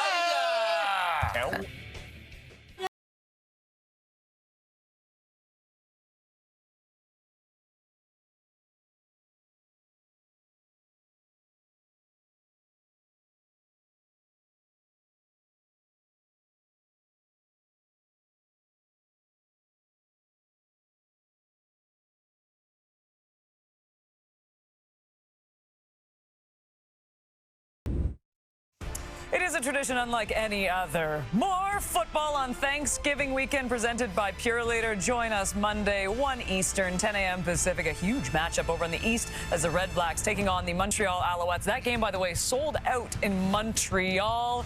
As we bring you inside for another edition of one of our very favorite segments, it is Straight Fire Milt Stegall.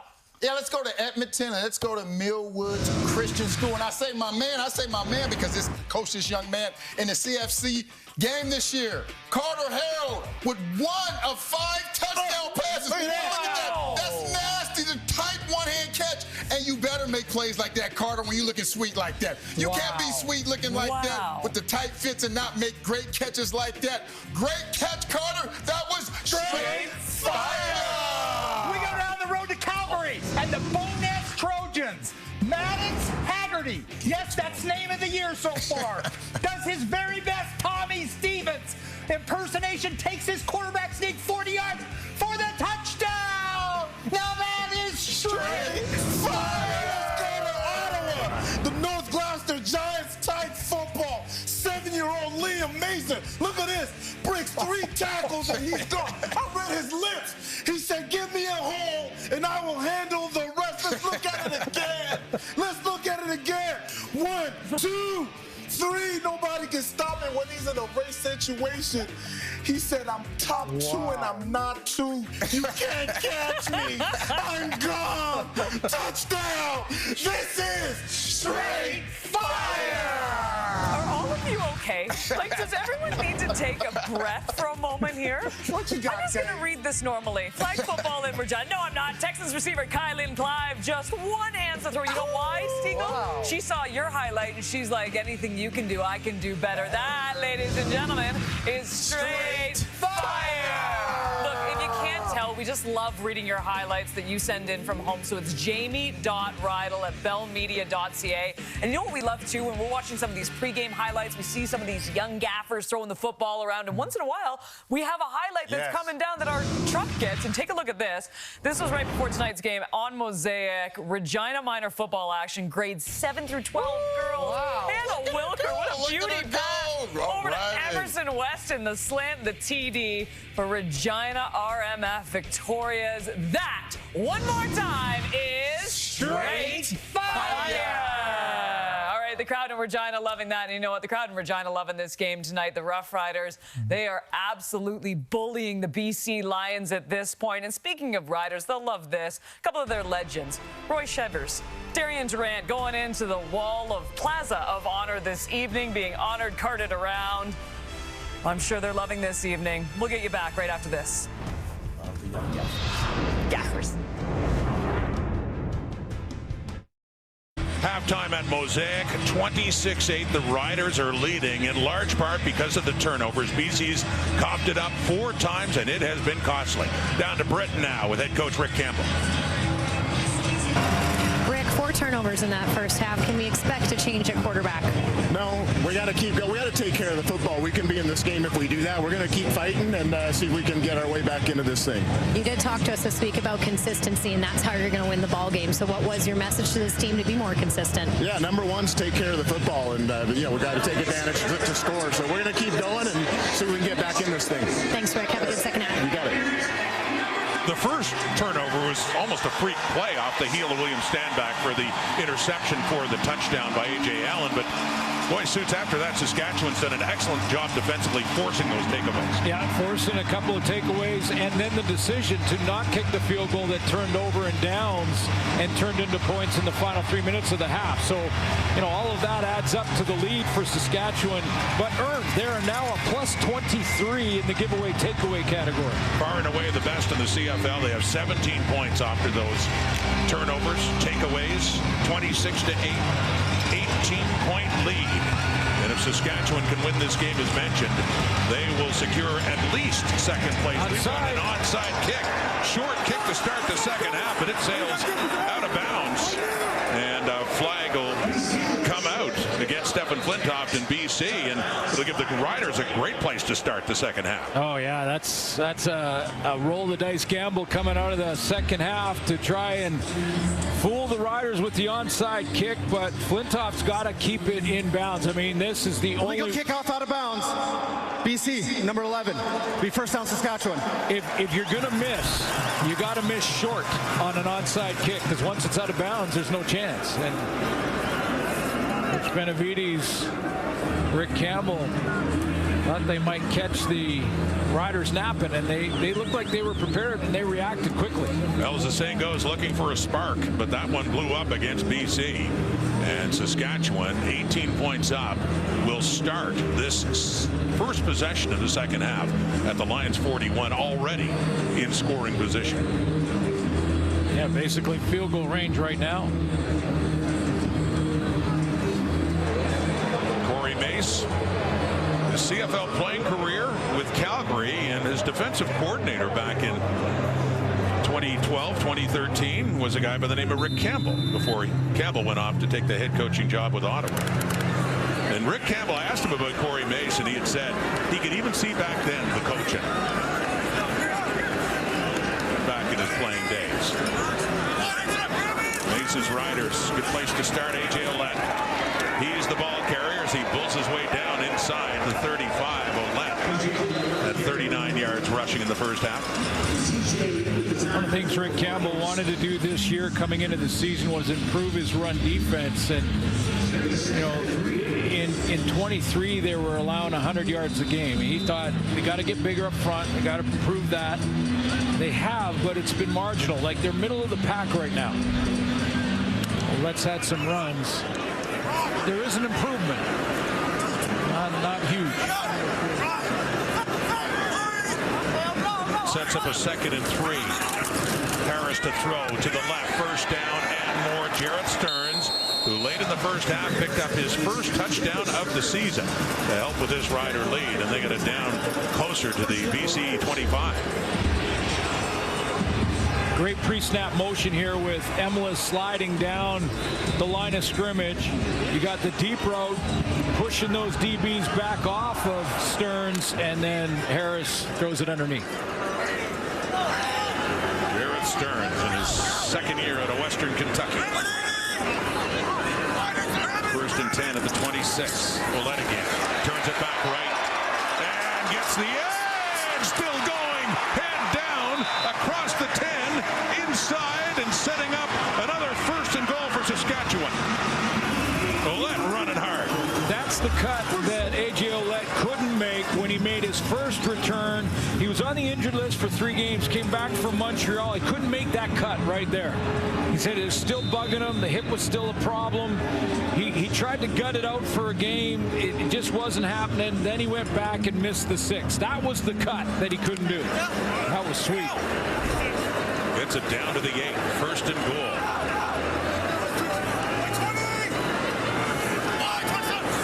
Harris. Stays in to block. Down goes Harris. He is sacked. Ben Haladic coming in, getting the heat on him. And second down coming up. Yeah, just missed in the count. Ben Haladic is just going to disguise it and sneak up into the line of scrimmage here and then just time it up. And it's a little bit of a chip, but like Bremer had his eyes on the next level on Ace Ely, and he just let Haladic go.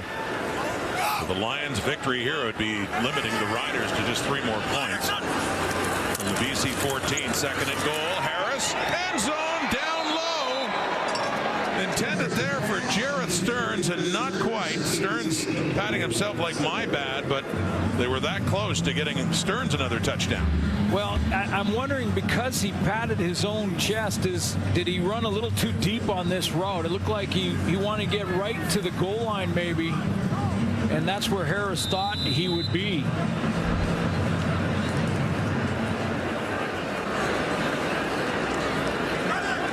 Brett Lothar, one game this year where he went 7 for 7, trying to go 5 for 5 now, and he does. So nonetheless, a good start to the second half for the Riders after the onside kick that did not work out by BC to start the second half. So they had a great place to start. Here's where the drive finishes. Another Lothar field goal, and now a 21-point lead Saskatchewan. Nathan Rourke's first half, 13 of 18 for 154, but 2 interceptions. That one you certainly can't fault him on. Yeah, that one bounced off the heel of Stanback. Took some hits. That he got hit in the pocket. And I'm not defending, but when Brett asked Rick Campbell, I would suggest that Campbell saying, I didn't think it was Nathan Rourke's fault. The 2 interceptions really weren't. There was pressure on one and the bobble by Stanback on the other. And then a forced fumble was a big one. That pick by Avery right in the final seconds, it led to another field goal by Saskatchewan. William Stanback, 32 yards rushing in the first half, and he gets the carry. First play from scrimmage for BC. Now, having said that, the last time these 2 teams played, albeit back in July, Vernon Adams was the starting quarterback, and Vernon Adams threw for almost 500 yards in that game. So I can understand why there's some fans wondering if maybe that change should be made. Second and 5, and off the fingertips of McInnes. And 2 and out for BC. Flintoff will be back on to punt it away. Watch the close and how quickly Sales comes up and times his hit to separate the ball from the receiver. A couple big hits from Marcus Sales. The former BC Lion, and Flintoff to punt, and Mario Alford standing around the 15 for this one. Coming in at the 25. Slides down at the 37. Trevor Harris. 16 to 21, 191, 1 touchdown toss to Jarrett Stearns. Talk about great Rider quarterbacks. New to the Plaza of Honor. We're going to talk about Darian Durant, honored at halftime when we come back. Well, we welcome you back to Regina, where 2 legends were officially inducted into the Riders Plaza of Honor. Roy Shivers and Darian Durant, no stranger to this province. What did it mean to you to be inducted alongside the guy who literally brought you to Saskatchewan? It was special. You know, a lot of people don't know the story between myself and Roy and how I ended up here in Saskatchewan. So to be able to get that out and be inducted with the same guy who brought me into the league is just so special.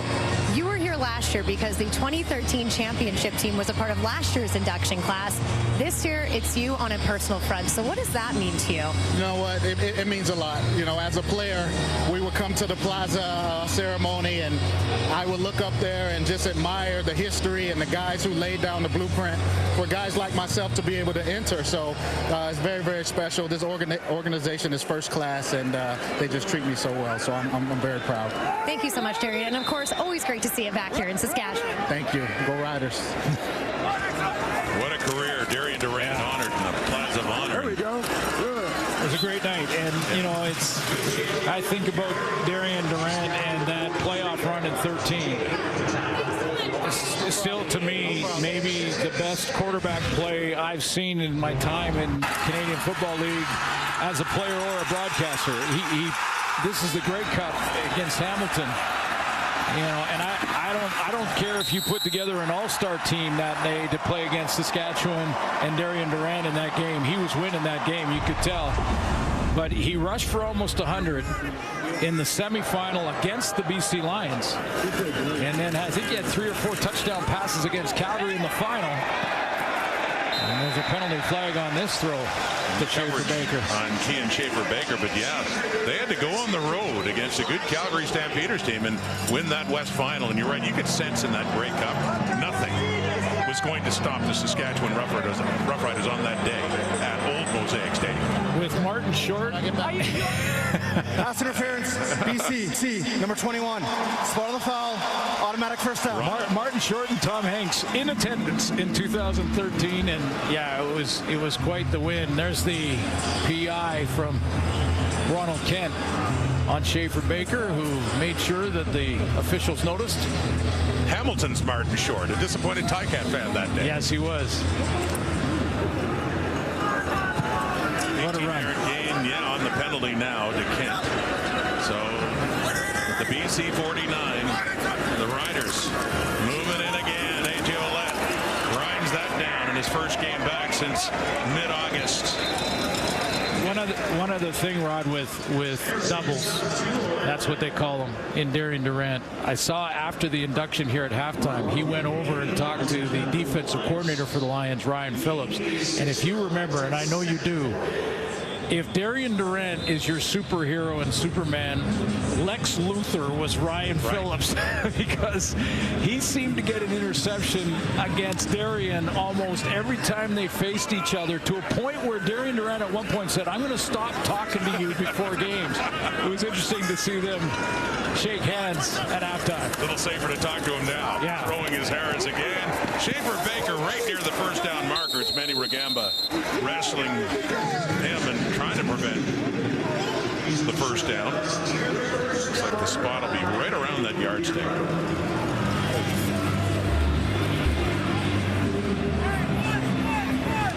It is a first down for Saskatchewan.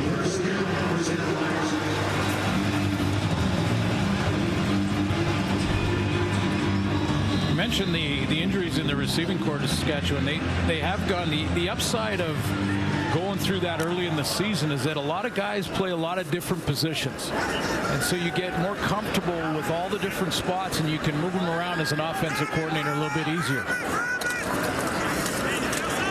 Well, that greeted at the line of scrimmage by Pete Robertson, and a flag comes out late.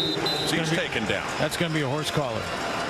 Robertson, the ex-Rider, once had 9 sacks here in Saskatchewan, his first year in BC, and he's just back off the injured list, his first game back.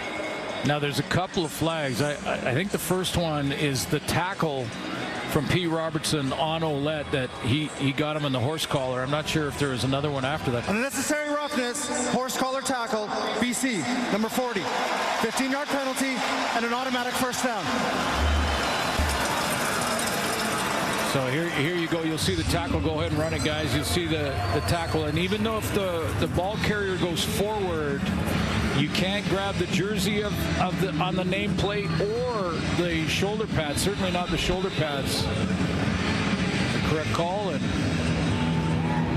move the ball up for the Riders. First down. Pete Robertson here with Saskatchewan at 21 sacks in 3 years. First year at BC, and his first action because of a foot injury since week 11 against Winnipeg. And the BC 24 to the left and caught. Stearns again. He's having a good night. And looks like another first down here for Saskatchewan. Yeah, well, especially this time, or this part of the field, that Ryan Phillips, the defense coordinator for the Lions, is going to have to go with some man and maybe even some pressure. They've got to get Trevor Harris off his game here if they want any chance of coming back in this game. Right now, Mark Mueller, the offensive coordinator, has got Trevor rolling, feels comfortable in these zones that Ryan Phillips has given him. Down to the BC 14. It's a run. Running with the left. Spinning, keeping his feet too. Hauled down ultimately by Christoph Beaulieu, but he gets it inside the 10. You can tell it's a run, Rod, by the early motion of the receivers coming in. Emilus there, I think it's Schaefer Baker coming in. They come in early with Ouellette nice and deep so he can read the blocks up front and see that's a run play coming. He's enjoying this chance and his first taste of the action in a couple of months. A.J. Ouellette. 2nd and 4. End zone. Touchdown. Kian Schaefer-Baker. And the Riders are really pouring it on now.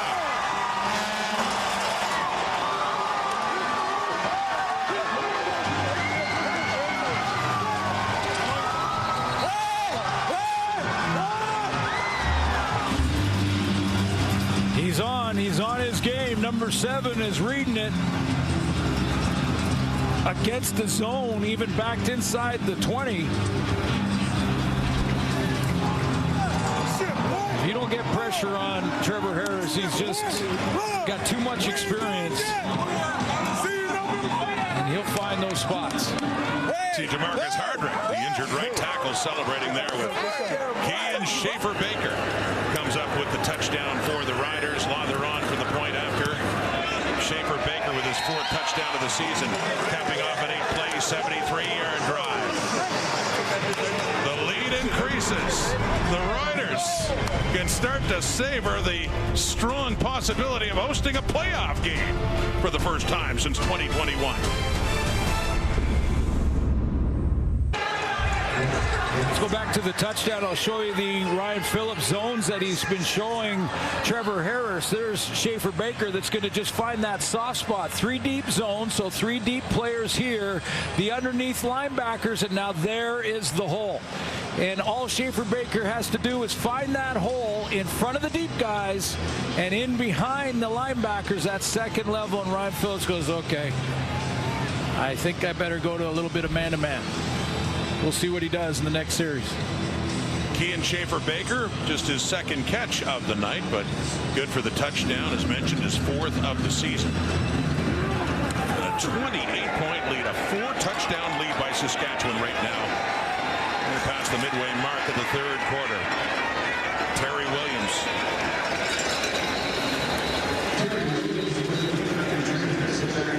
And Nathan Rourke coming out. Tough night for him. Really got out of hand for BC, as mentioned, with the turnovers in the first half. 13-19, 154, but they have fallen way behind. Well, Nathan Rourke and this entire Lions team now doesn't want to look at the scoreboard. They just want to get things rolling offensively. I mean, this is a team that has not found their rhythm offensively, and since Rourke has returned. I mean, a couple of big games, the Victoria game and the Montreal game, but here we go now on 1st down. He steps up from the heat, and he just slides up around the Lions 42. I mentioned, on his road to try and get back to that form of 22, where he was on pace when he got hurt for a 6,000-yard season after 10 games. He had the highest quarterback rating in the league at that point, and after 10 games in the regular season was the outstanding Canadian in the league. He has not found that form yet. He ended up with 25 touchdown passes, 10 picked off, threw for 3,349 yards. And a big completion there to Justin McInnes. So 1 play at a time down inside the Rider 30. But yeah, to your point, at the time of his injury, he was leading the CFL in just about every passing metric there was. Little corner route. Well, not a little one. Big play down the field, and that's what they've got to try to do. Don't look at the scoreboard now. Don't even really worry about the outcome of this game. Just get the offense back on track. Try and find some rhythm and cohesion with the receiving corps. Right at the Rider 30. And Rourke coming across. There's Berryhill, 25. And out and around the 22. Stanley Berryhill. Now, different receivers in a lot of ways, too. Justin McInnes was not part of that 22 team. We've talked about that before. But, you know, if you ask me, will he get there? Absolutely he'll get there. It's not a matter of if, it's a matter of when. But the Lions, with the Grey Cup at home, would love that to be any time now. Well, regardless of what happens, it wouldn't be a done deal. But there is a good chance that BC is going to be coming back here in the playoffs to face the Riders. That one's low, intended there for Holland's falling incomplete. You know, and this is not a give up on this game with a quarter and a bit to go here. But for Rick Campbell, I think this is about trying to get some continuity on offense, really. I mean, defense made their plays against Calgary, but that's a team that has struggled all season. So different beast. 3-down football here, down by 28, so no surprise they're going for it on a 3rd and 2. Something they did in the first half when the score was much closer. And tried a running play, and it failed. The turnover on downs. Pressure coming. Rourke quickly, it's low. Intended for Aiden Eberhardt, and it looked like it skipped the turf before going into the arm. So 5th turnover. And the second time they turn it over on downs as the Riders are set to take it over. Down 28. Trying to do something to get in the end zone again. Not on that play. Saskatchewan football.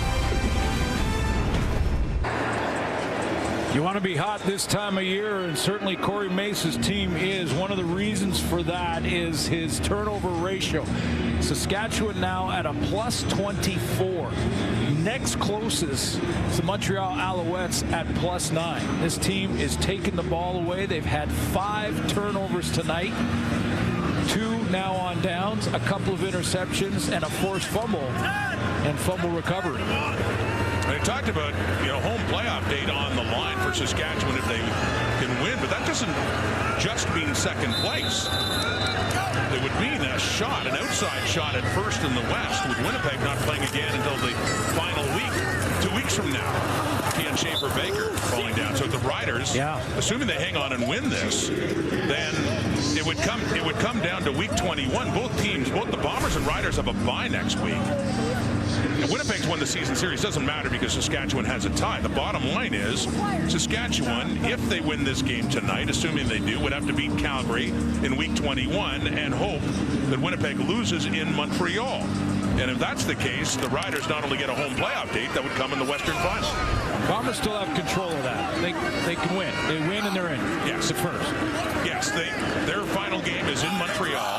The Alouettes have already clinched first for the East. Here's Harris going to work again. It's Emelis. Well, those two have had something going tonight.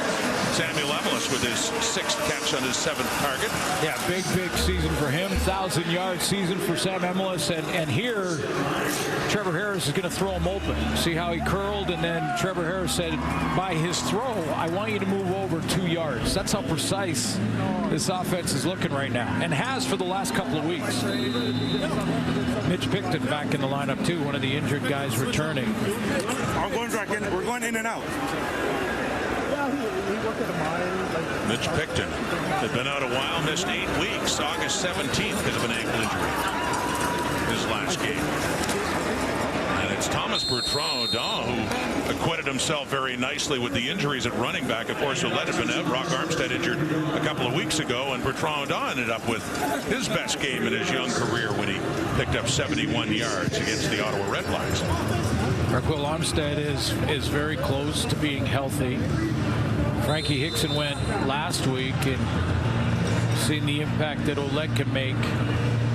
And as he says, his #1 priority in the protection of Trevor Harris. And I can think of in this game, almost 3 quarters in now, maybe 1 or 2 hits on Harris all night long. It's been pretty clean. against that Lions defense, quickly getting rid of the football. Keyshawn Johnson with it. That was one thing to revisit earlier. Talked to Rick Campbell about his time with Trevor Harris in Ottawa, that always loved about him and still marvels at his ability to get rid of the football quickly. Well, and that's about recognition, and that's one of the things that made Nathan Rourke so good in 22 was his quick recognition and release speed, just processing quickly and getting the ball out of his hands. But that's one of the reasons that Trevor Harris hasn't been hit in this game. Partly protection, partly with a let back and how good he is in protecting. But those decisions really help your O-line, making them quickly. On that first down, back to Thomas Bertrand-Audon. And a little bit of activity now with the big lead, 28 points. You can bet Coach Mueller has,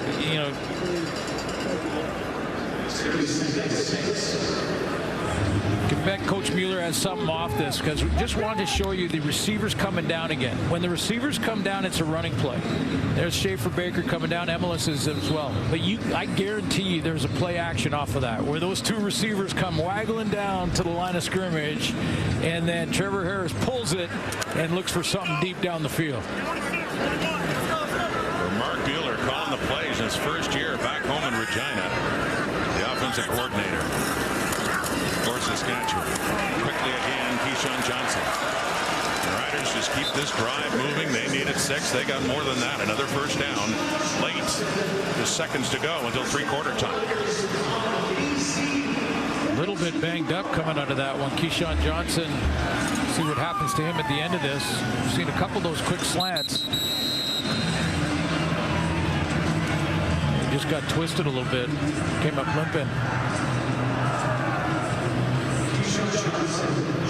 That's another clean pocket for Trevor Harris, who's 23 at 28, 252 yards passing, 2 touchdowns, no interceptions. As mentioned, right in his first pass of the game, went over 3,000 yards. For the first time as a Rider, of course, injured so much last season.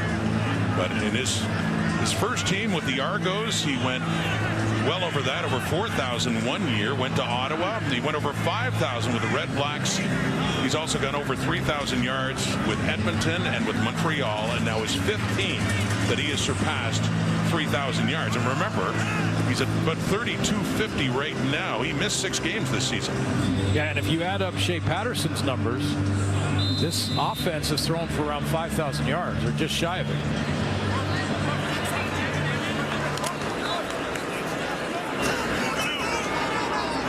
Success in that passing attack for Saskatchewan. BC 42, final play of the third quarter. All Riders.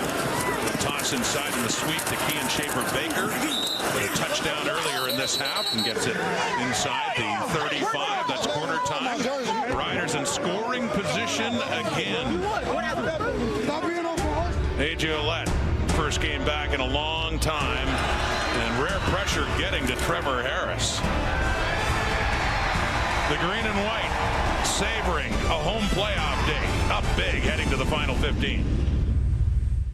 This Thanksgiving Monday, feast on an all-Eastern showdown. Oh, baby! The league-leading Owls face the rival Red Blacks. Into the end zone! Thanksgiving weekend presented by Purolator on TSN. Through 3 quarters, all Riders going away 36-8. Now, Glenn Britt asked the question to Rick Campbell at halftime if he'd consider Vernon Adams. This, what appears to be a loss by BC, I'm not putting this on Nathan Rourke. Right. But you do have Vernon Adams there, hadn't played in a while. Would you consider a change in this final quarter? I don't think I would. And it's the reason for it is, and it's simple, I think this offense with Nathan Rourke, and he's their guy, needs the reps.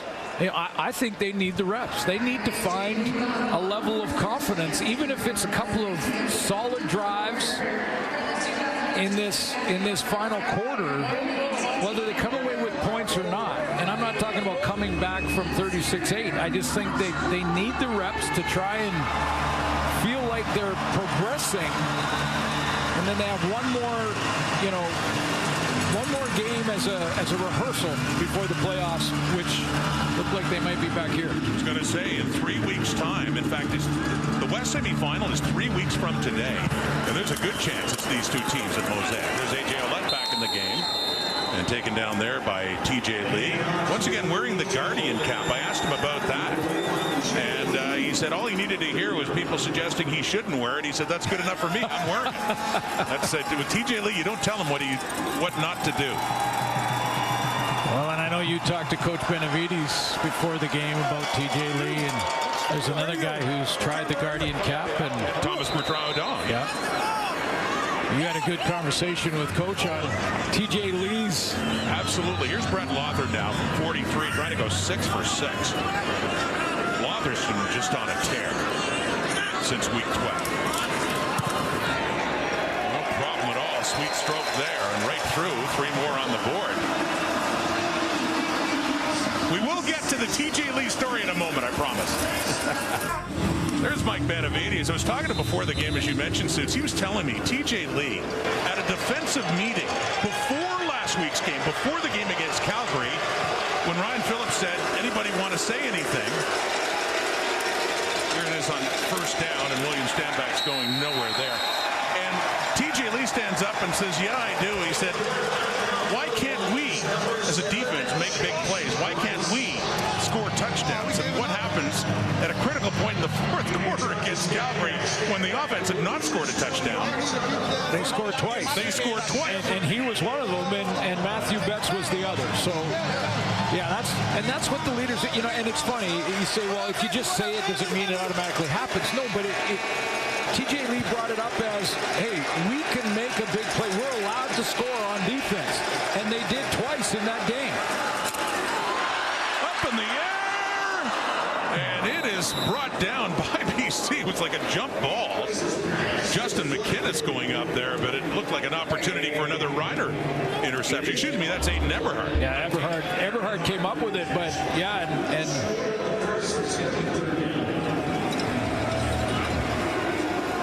Chase Bryce playing quarterback there through that last throw. Just talking about quarterback changes, it was Bryce in for Nathan Rourke, not Vernon Adams.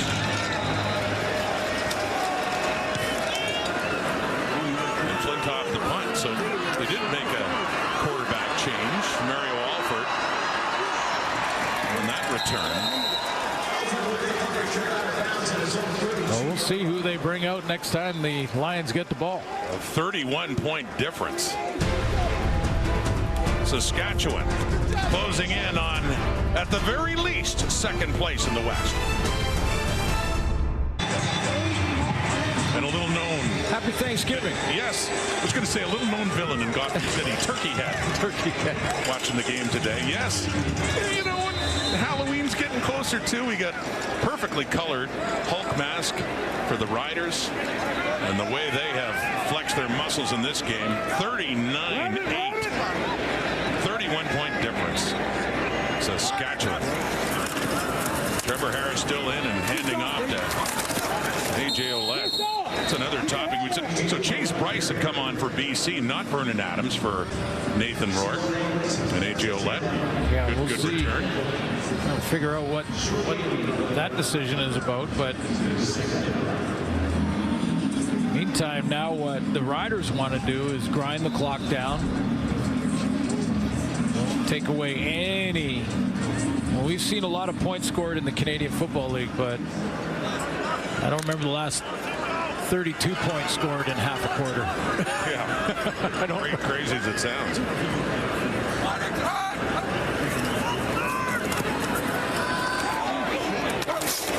Harris with some heat on him, but he got rid of it.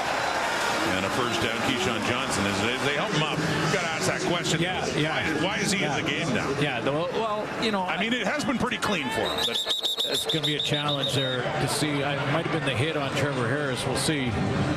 But, I mean, do you want to, at this point of the season especially, is there any reason to take a chance? Yeah, no, it's about that time where Trevor Harris probably should be out.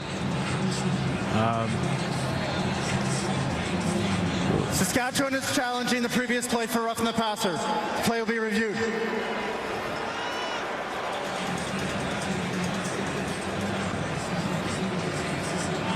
So let's have another look at the pressure and what the Lions did to Trevor Harris here as he was getting rid of the football. It's the later one, Sione Tehema. Yeah, I think Tehema to the head was why Corey Mace challenged it. So Command Center takes a look and a challenge by Saskatchewan for roughing the passer. CFL Command Center looking over a challenge from Corey Mace at this. Was this roughing the passer? Notably, Sione Tehema coming in second.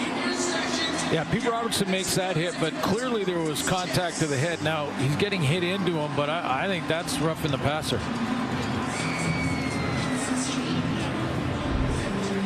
Corey Mace had issued the challenge. Here's the result. After review, we have roughing the passer, BC number 0. 15-yard penalty, first down. So it is Tehema, not Robertson, the initial one coming in on Harris that is flagged for it. And Shea Patterson comes in. So just as we were talking about, when you're up by 31, a little over 11 minutes left in the fourth quarter, and the playoffs are looming, you don't want to take any chances. Yeah, and I think that hit on Trevor Harris was the eye-opener for Corey Mace. He went, oh, yeah, let's get him out. Shea Patterson had 6 starts while Trevor Harris was out with a knee injury at a record of 2-3-1. So a lot of experience.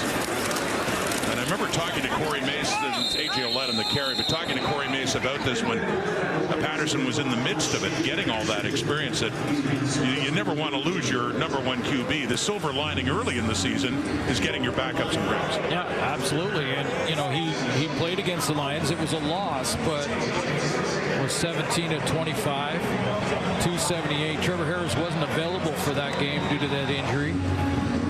Did not throw a touchdown in it and 1 interception, but he had 3 big plays of over 30 yards in that game against the Lions. So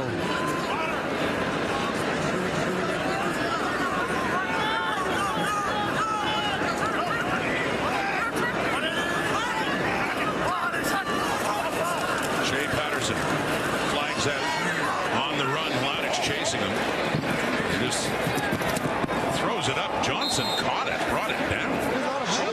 Said the flags are already out.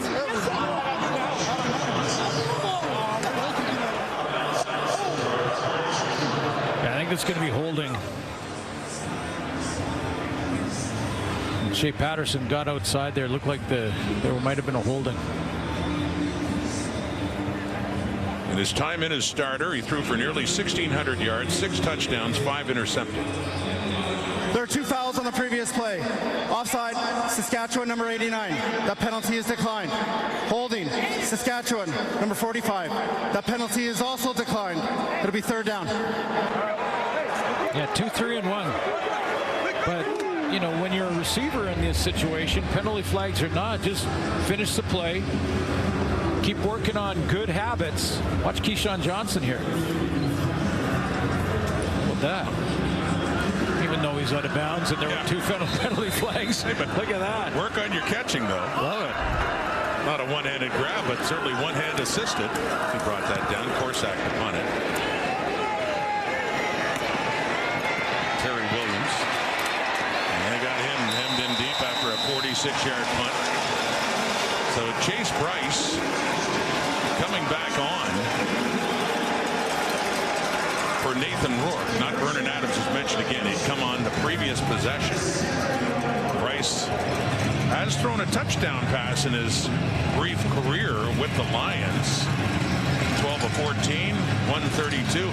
Has thrown a touchdown pass. By the way, he's the most recent Lions quarterback to throw a TD pass. For Nathan Rourke, he hasn't done it since their victory in Montreal. That's 5 weeks ago. And VA started the season and was on an MOP clip early on in the season, before the Lions started to falter a little bit after a 5-1 start. Well, there to McKinnis. Trying to figure out, you know, Rick Campbell's mindset here and why we're not seeing Vernon Adams. And part of it is that goes all the way back to when they signed Nathan Rourke. And when they signed him back, you know, and basically made him the starter. At that time, Vernon Adams was injured, so it was a no-brainer decision.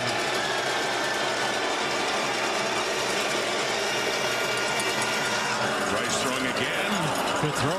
Yeah, nice throw. Hums it in there for McInnes. But it wasn't the decision was to get Rourke back in the starting lineup. VA was injured at the time, went 2 games on that injured list, then came off and was available, but now Rourke was established back as the starter.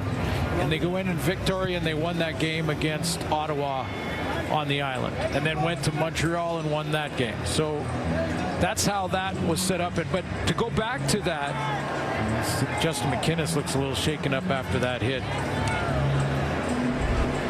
But after that, he said, and it's been very clear, he wasn't in the bring back Rourke unless Vernon Adams was part of this whole process.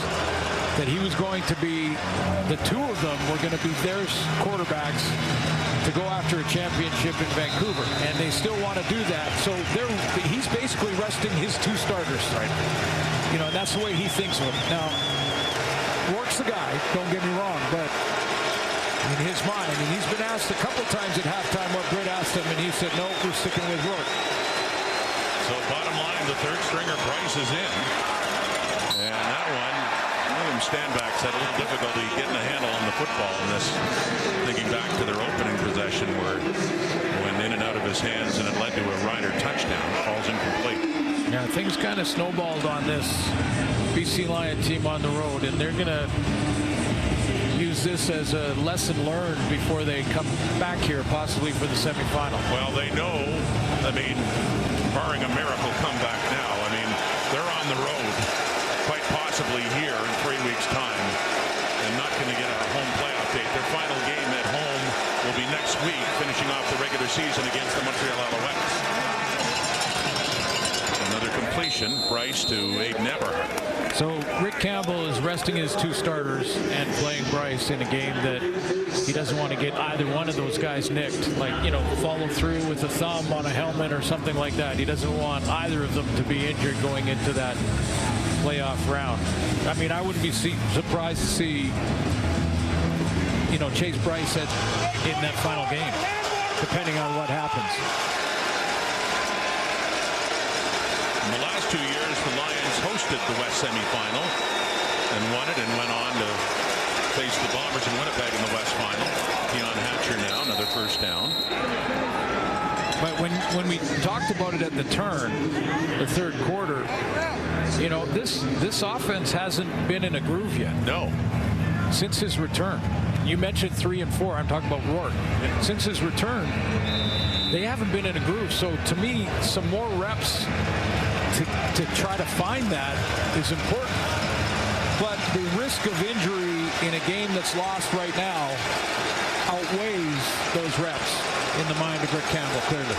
So Chase Bryce staying in, and the Riders happy to give up yardage in front of them. There's another case of it, Eberhardt, but the clock will just keep ticking down, and it's going to take BC a while to work their way down the field. 6.5 minutes to go, and commanding 31-point lead for the Saskatchewan Roughriders.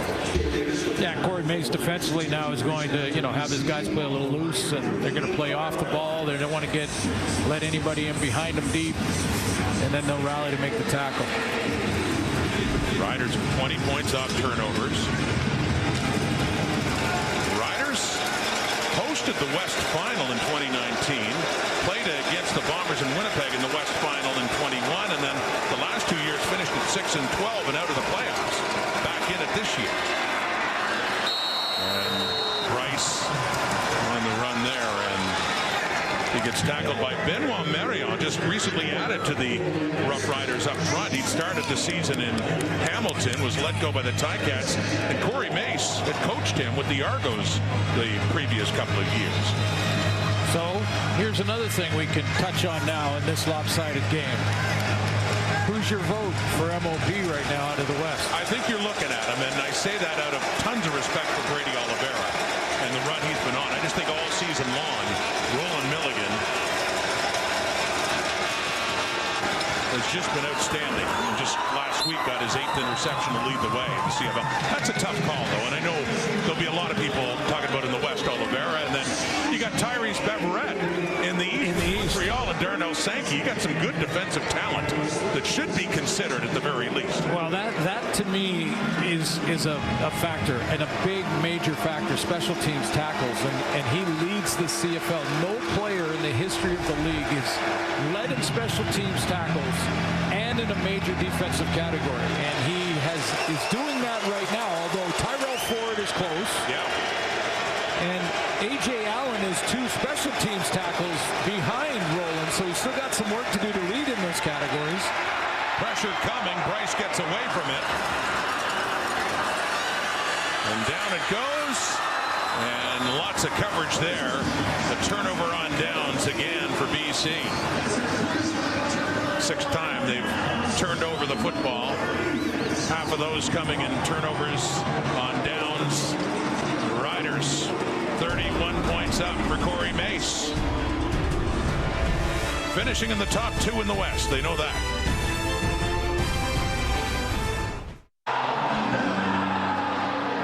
Happy Thanksgiving, everybody out there. Happy Canadian Thanksgiving. Hope you guys enjoy some great food, some great football, and coming up for playoff football. Go Riders. Trevor Harris, thank you for that. Yes, happy Thanksgiving, Canada. That's how you talk into the camera when you're up by 31 and barely got hit in the game. I mean, he did take a hit when Corey Mace brought him out, but he was clean pretty much all game long. I think 1 sack for the BC Lions, but on again. Signing on with the Riders for 2023, got injured early in the season and knocked out for the rest of it because of a knee injury, and what turned out to be a lost season for Saskatchewan. They only won 6 games as it turned out. So you know that this season is meaning that much more to him, and then got hurt against Hamilton in week 3, went on the 6th game, came back, and he has been outstanding since coming back for the Roughriders. Well, he had 271 tonight, 2 touchdowns, no picks, 25 to 30. And if you go back in his last 2 games, he threw for over 670 yards in those 2. 271 tonight. He's at 900 plus in the last 3 games. Not bad. Not bad at all. Shea Patterson. That one falls incomplete. But it's, you know, to me, it's not just about the numbers, because we've seen other quarterbacks in the league put up big numbers, not win. But it's about what he brings, that veteran ability to dissect a defense. You know, and Ryan Phillips is scratching his head right now. I mean, Ryan Phillips, the offensive or defensive coordinator for the Lions, is going, what do we have to do in the playoff game to stop this guy? Because we play little man and he beat us. We played zone and he picked it apart. There's that steady hand in there as a veteran quarterback that can read defenses as good as anyone in the league. Been in the CFL for 12 years, starting in Toronto, and several stops along the way. And of course, Zach taking his time before punting this away. Barely 3 minutes to go. And this one, Terry Williams breaks through and gets tackled there by C.J. Avery, who had a pick earlier in this game. Well, 2 of the teams Trevor Harris has played for are the Ottawa Redblacks and the Montreal Alouettes, and they're meeting Thanksgiving Monday. Wonder if they have a turkey ready to go in Montreal. They usually do. So is it with Dwayne, or you got Dwayne? It'll be with Dwayne. Okay, well then I guarantee you they'll be sharpen up the knives. Beautiful look at the moon. But you know, the Redblacks with the Argos putting some heat on them. Ottawa's hadn't been in the playoffs since 2018 when Trevor Harris was their quarterback. And so they are back in the playoffs, but will they get a home playoff date? The Argos moved ahead by a point in the standings after their victory in Winnipeg last night. They're in second right now. Chase Bryce still at quarterback, dumps it off for Keon Hatcher. Jaden Dahlke grabs a jersey and gets him out of bounds. So that one is coming up on Monday. And the Alouettes, even though they've clinched first in the East Division, Jason Moss has made it clear, you know, we're not taking our foot off the gas right now. They lost that one in Toronto a couple of weeks ago, and coming off the bye with 3 games to go. And taking on the BC Lions in Vancouver next week. Looks like Saskatchewan going to wrap up a home playoff day. 3-minute warning. I think our election desk is awarding this one to Saskatchewan, up 31. So, Riders 9-7-1. 1 point behind Winnipeg, each with a bye next week, each finishing their seasons in week 21. In the final weekend, it'll come down to that. Winnipeg's in Montreal, Saskatchewan's at home against the Calgary Stampeders. Chase Bryce, the BC Lions, completed to Kieran Poisson. Catch his first of the night up near the 40. But BC is now assured of third place. They already had a playoff spot, and they know they're going to be going on the road now for the playoffs to more likely hear the Mosaic. Possibility of Winnipeg if the Bombers lose in Montreal and Saskatchewan wins at home against Calgary. You never know. The Riders could suddenly find themselves with a bye into the final. Well, the Bombers have control. Yes. They win their game, and they're in first place in the West. The Riders could win, it doesn't matter if the Bombers win. So they have control. But the Riders have a home playoff game. Yes, that's guaranteed. And that's guaranteed. And that's earned in a game that they created it 5 turnovers, or have I missed one? I think it's 6 It's 6 now. With 3 of them turnovers on down. So they're a plus 25. 5 turnovers. They're now looking at a 4-game win streak with their quarterback on point. Not a bad returner we're looking at right there either. The defense intact with an MOP candidate in the secondary. 218, high throw for Hatcher, incomplete. And yes, it's not over yet for Saskatchewan in the hopes of first place, but you're right, it's in Winnipeg's hands. And if Winnipeg does indeed wrap up first place with a win in Montreal in 2 weeks' time, then these 2 teams will meet again right here in 3 weeks' time, 3 weeks from today. What up, man? Great dub. Dub City.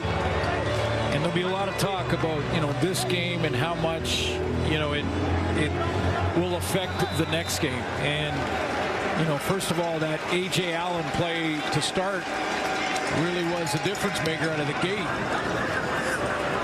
Get the fans involved.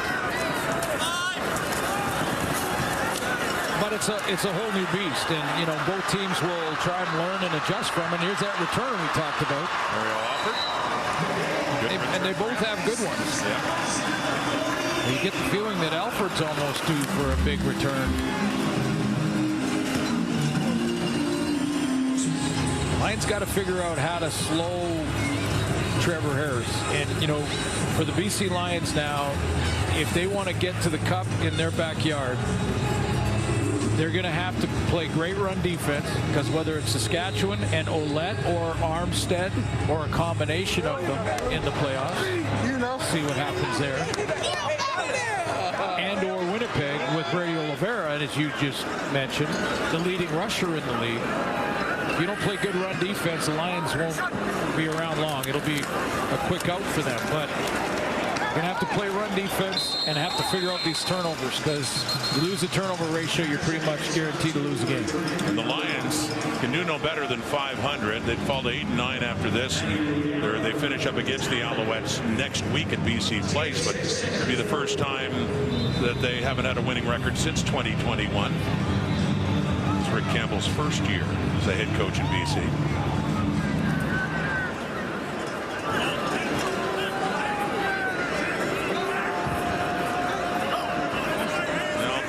Dreams of playing a playoff game in Vancouver, but if that's to happen, it's going to be the Grey Cup.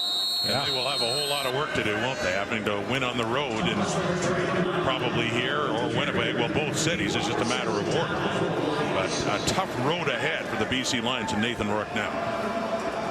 I think most people that have seen Nathan athletically, his work ethic, he'll get there. He will get there. And we've seen many a player go down south, come back, and take a little time to get back into the swing of things in the CFL, with the difference in rules and the nuance and angles, field size, all of it.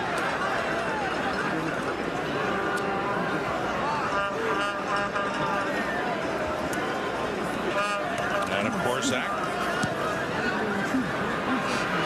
The Aussie booting it down to the BC 5 and Terry Williams. Lions can match the running game. I mean, with William Stanback running the ball, you're talking about the offenses in the West right now. Brady Oliveira, A.J. Ouellette, William Stanback. That's an all-star group. So all three teams can run it. I'm now switching to the defense. Which team is most suited to stop it? Because that's going to be the key. I mean, how many teams have gone to play against the Winnipeg Blue Bombers and said, our number one goal is to stop Brady Oliveira, and none of them can do it. Although the Argos weren't bad last night. As close as any team recently. Exactly. That way, their defense played well. Put some pressure on Zach Collaros as well. By the way, as mentioned, sorting out home playoff dates. We know Saskatchewan has one and Winnipeg has one. It's a matter of who finishes first, who finishes second. The Alouettes in the East have first place wrapped up, and A.J. Ouellette's old team, the Argos, now second, 1 point ahead of Ottawa. Those two teams, the Red Blacks and Argos, play next week in what'll be big to decide a home playoff date in the East. Still some things up for grabs. Not the playoff spots. They're all spoken for. William Stanback had 8 touches in this game and had a couple of dropsies out of the backfield. One that was really costly right at the start. Right, the opening drive, the first pass by Nathan Rourke. But they'll flush this one and move on, get ready for a road run to try and get back home. In the meantime, Marcus Sales is doing some lobbying there for number 0 Roland Milligan. My daddy, my grandma, all my people back home, I appreciate y'all. well, I hope people don't think that when we talk about players and we tell them how good they are and how they deserve to be in the MOP conversation, it's not to downgrade any other player. No. And Brady Oliveira is going to get some votes. He's had a heck of a year and leading the league in rushing. Oh, Oliveira's definitely emerged. He'll be one of the front runners for sure. Just in a year where there've been some solid defensive players too. By the way, I believe it's been exactly 10 years ago. Former BC Lion, Saskatchewan linebacker, but then with BC by the name of Solomon Elamimian. Yes. Won the MOP. A rarity for a defensive player to even be considered for it, let alone win it. He's an outlier there.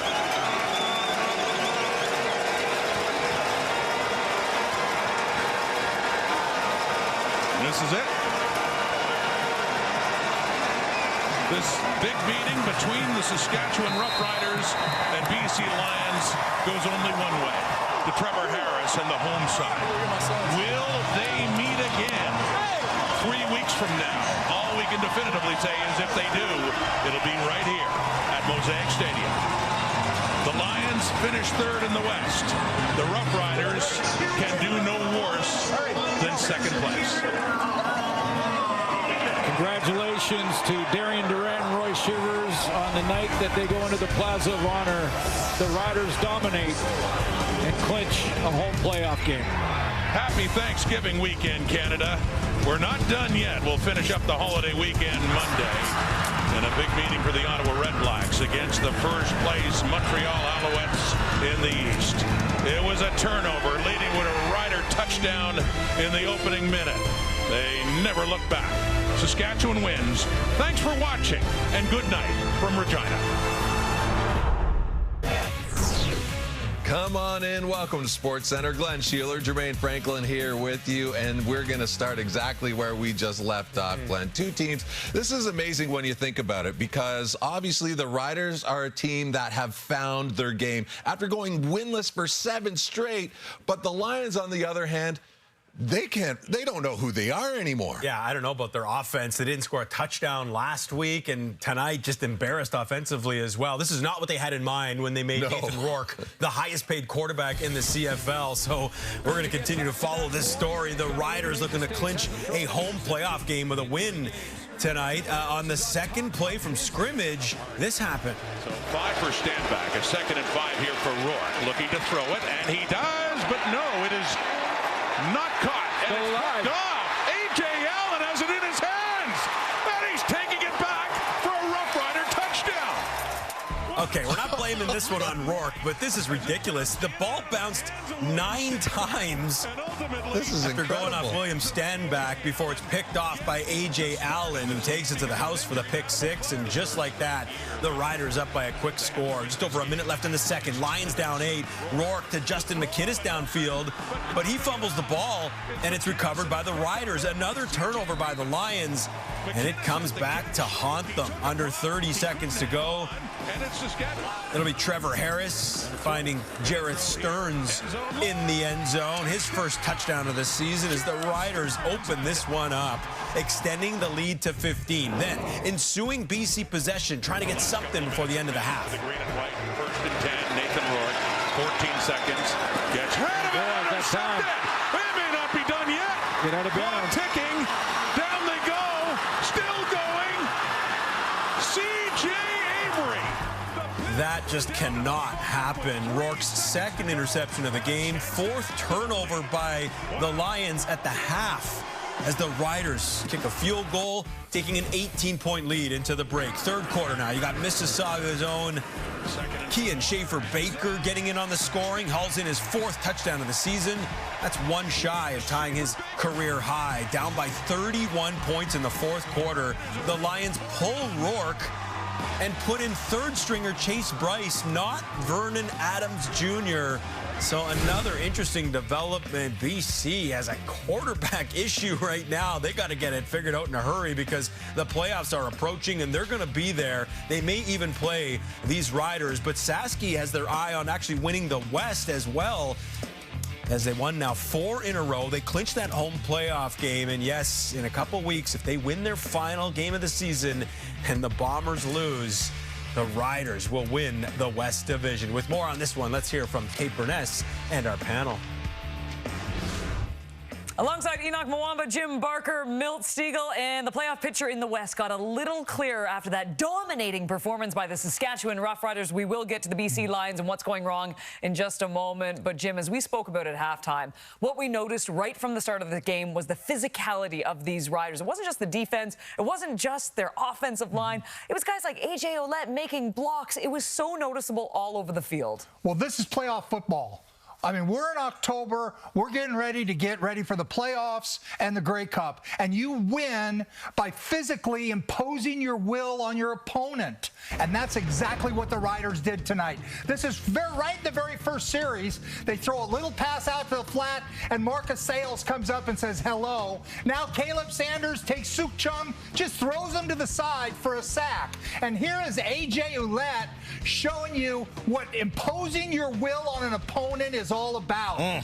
The Riders play like this. Nelson Lacombo, he has had a hit just before the half that forced a fumble for McKinnis that led to a score, and they threw a pass in that drive to Keyshawn Johnson, a receiver, who did the same thing as A.J. Ouellette. It's contagious, and the Riders have that bug right now that we're going to impose what we want to do on you. They are playing as well as anybody in the league right now, and if I'm the Winnipeg Blue Bombers, as much as they've been coasting up until yesterday, they need to take aware and take a look at this team, because physically this team is out to do some damage. They created turnovers, and that was the key to the game. Yeah, absolutely. It was all about the turnovers and back to the physicality. That defensive line was wreaking havoc all night. You look at Nathan Rourke, he did not look comfortable at all. And then you come into Regina having these type of turnovers right from the get-go of the game. You're putting yourself in a hole that you will not be able to get out of, especially with the noise in that city. And so you don't want to put yourself in this situation. Nathan Rourke was never comfortable. He wasn't seeing the field properly. This is not what you want to see from a team that is planning to enter the playoffs right now. This is playoff football, Coach. You talked about it. It's a mindset. It's a mentality that you got to have. And there was only one team that had it tonight, and they were wearing green. Yeah, you talk about green. Let's talk about T-Money, Trevor Harris, real quick. Playing the best ball out of any quarterback in the league, in my opinion. Since he's returned from injury, he's playing some great football, and it's showing. His team is feeding off of him. He's making plays to his receivers. The defense is feeding off of it. He's throwing the ball down the field, doing an excellent job. This team still has an opportunity to win the West, and if that happens, man, you better watch out. But then on the other side, we talk about these BC Lions. wow. Yes, they're in the playoffs, but they're limping into the playoffs. There's really no momentum. It's all over the field, but usually if your quarterback is playing well, your other weaknesses, you can seal them up. They're not shown, but right now, the quarterback is not playing well. Since returning back from the NFL, Nathan Rourke has basically played one good half of football. You look at that right there. 2 out of 8 starts, he's only thrown touchdowns. There are problems with the BC Lions. Is he their guy going into the playoffs? I would say yes, but you got to start thinking about VA. Should we give him an opportunity? Because what we've been doing so far, it hasn't been working out. And if this team goes into the playoffs and they don't win a game, you start thinking now, wow, what's going to happen in this offseason with the BC Lions? And now you think for BC, I mean, to get to the Grey Cup in their home city, they've got to go to both Winnipeg in Saskatchewan and in Regina. I mean, we don't know which order that's going to be, but that road looks so incredibly daunting. And for the top spot in the West, we have no idea, but we know the fight to the finish is going to be absolutely fantastic as we send it back to Sports Center. Yeah, it's going to come down to the final day of the regular season in a couple of weeks. But the Riders have clinched the home playoff game, still have a shot at that #1 seed. Saski needs to win that last game against Calgary. Winnipeg, they are in Montreal to take on the Alouettes. So it's a scenario that definitely could happen. And you see the Lions, they are locked into that #3 seed in the West. All right, let's go new on SC right now. Here's Sam Emilus with Britt Dort. All right, Sam, well, for the first time in your CFL career, not only have you clinched a playoff spot, but you've clinched a home playoff game here at Mosaic Stadium. How does it feel after that one? I mean, it's big, man. Those fans deserve it. Came here 2022. About time I made the playoffs, so we're just happy to make it happen, and we're going to have a home playoff game, so it's good. Just shy of 100 receiving yards for yourself tonight. How were you able to read this BC defense so well? I mean, just going off film, what they giving us, and just the game plan was good, so we know they gave us something, and we just made the most out of it. Well, your team, all 3 phases tonight, were dominant out there. So what do you have to say about this team's performance? I mean, we know what was at stake, and we just came in as a group together and make it happen. So that's what happened, and couldn't be more proud of that group. Congrats, Sam. Thank you. And new on SC, let's go back to Britt Dort, who is with Trevor Harris.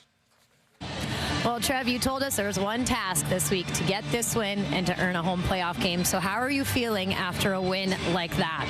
It's good.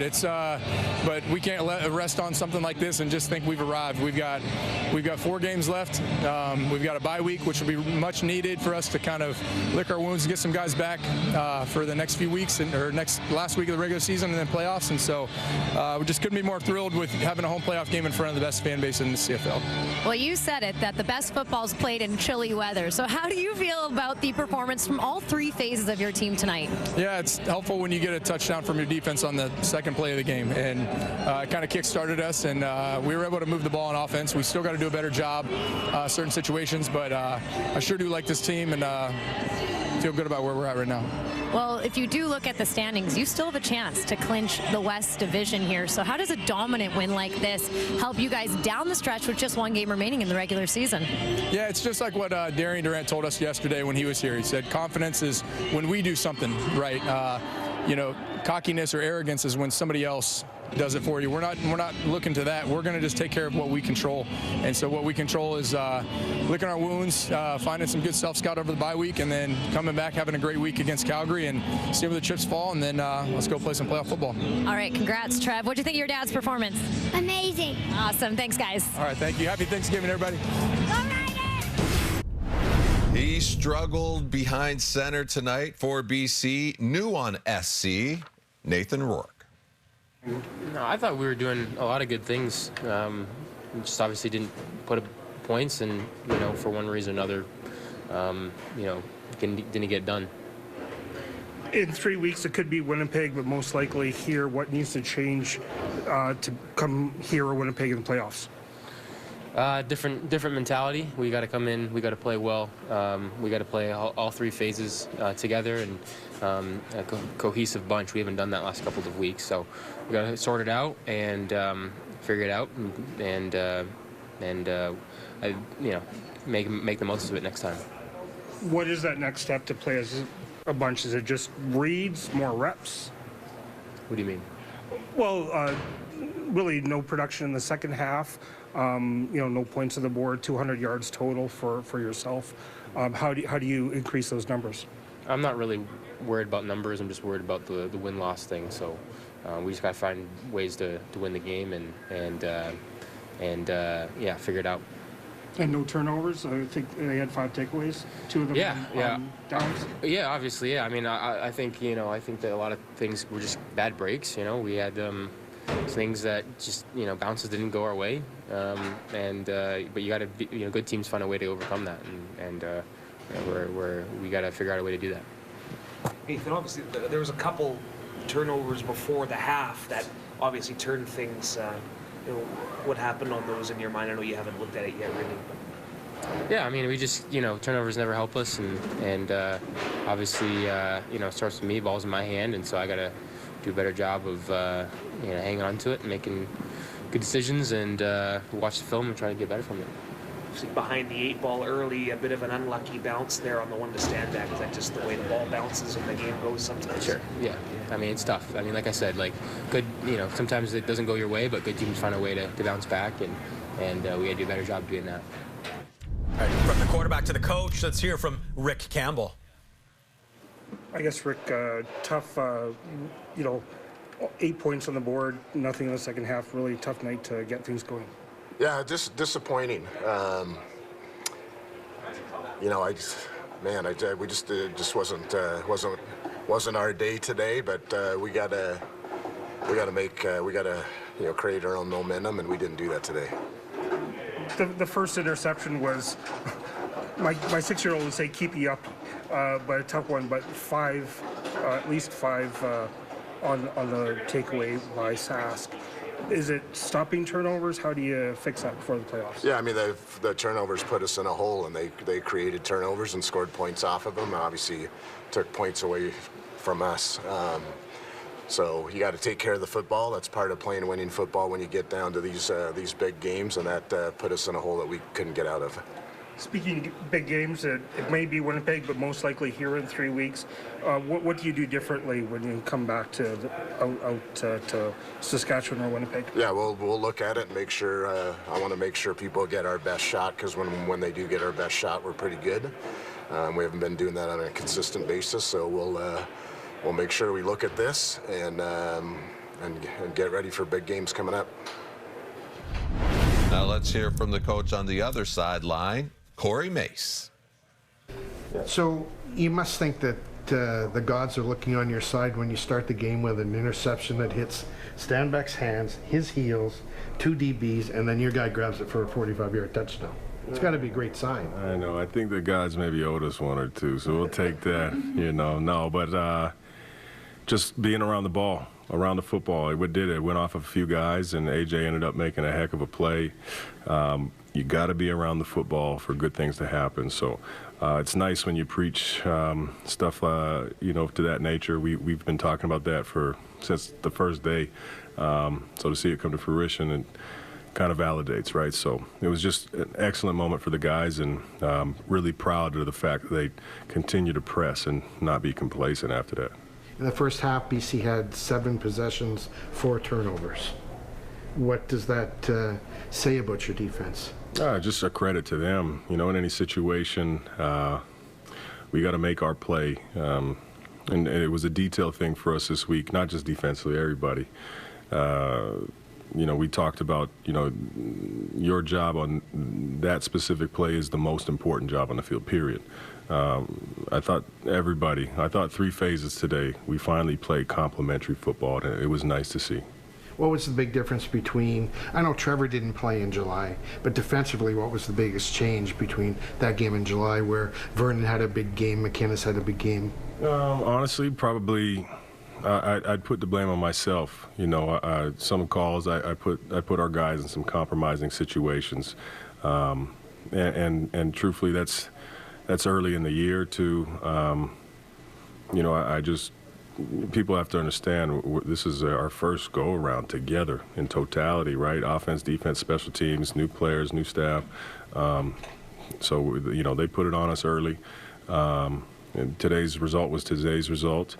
But if there's another chance that we see each other again, you got to wipe it clean, because it doesn't matter. What happened today, truthfully, it don't matter going forward, right? So we just got to focus on how do we get better for the next week, period. Right.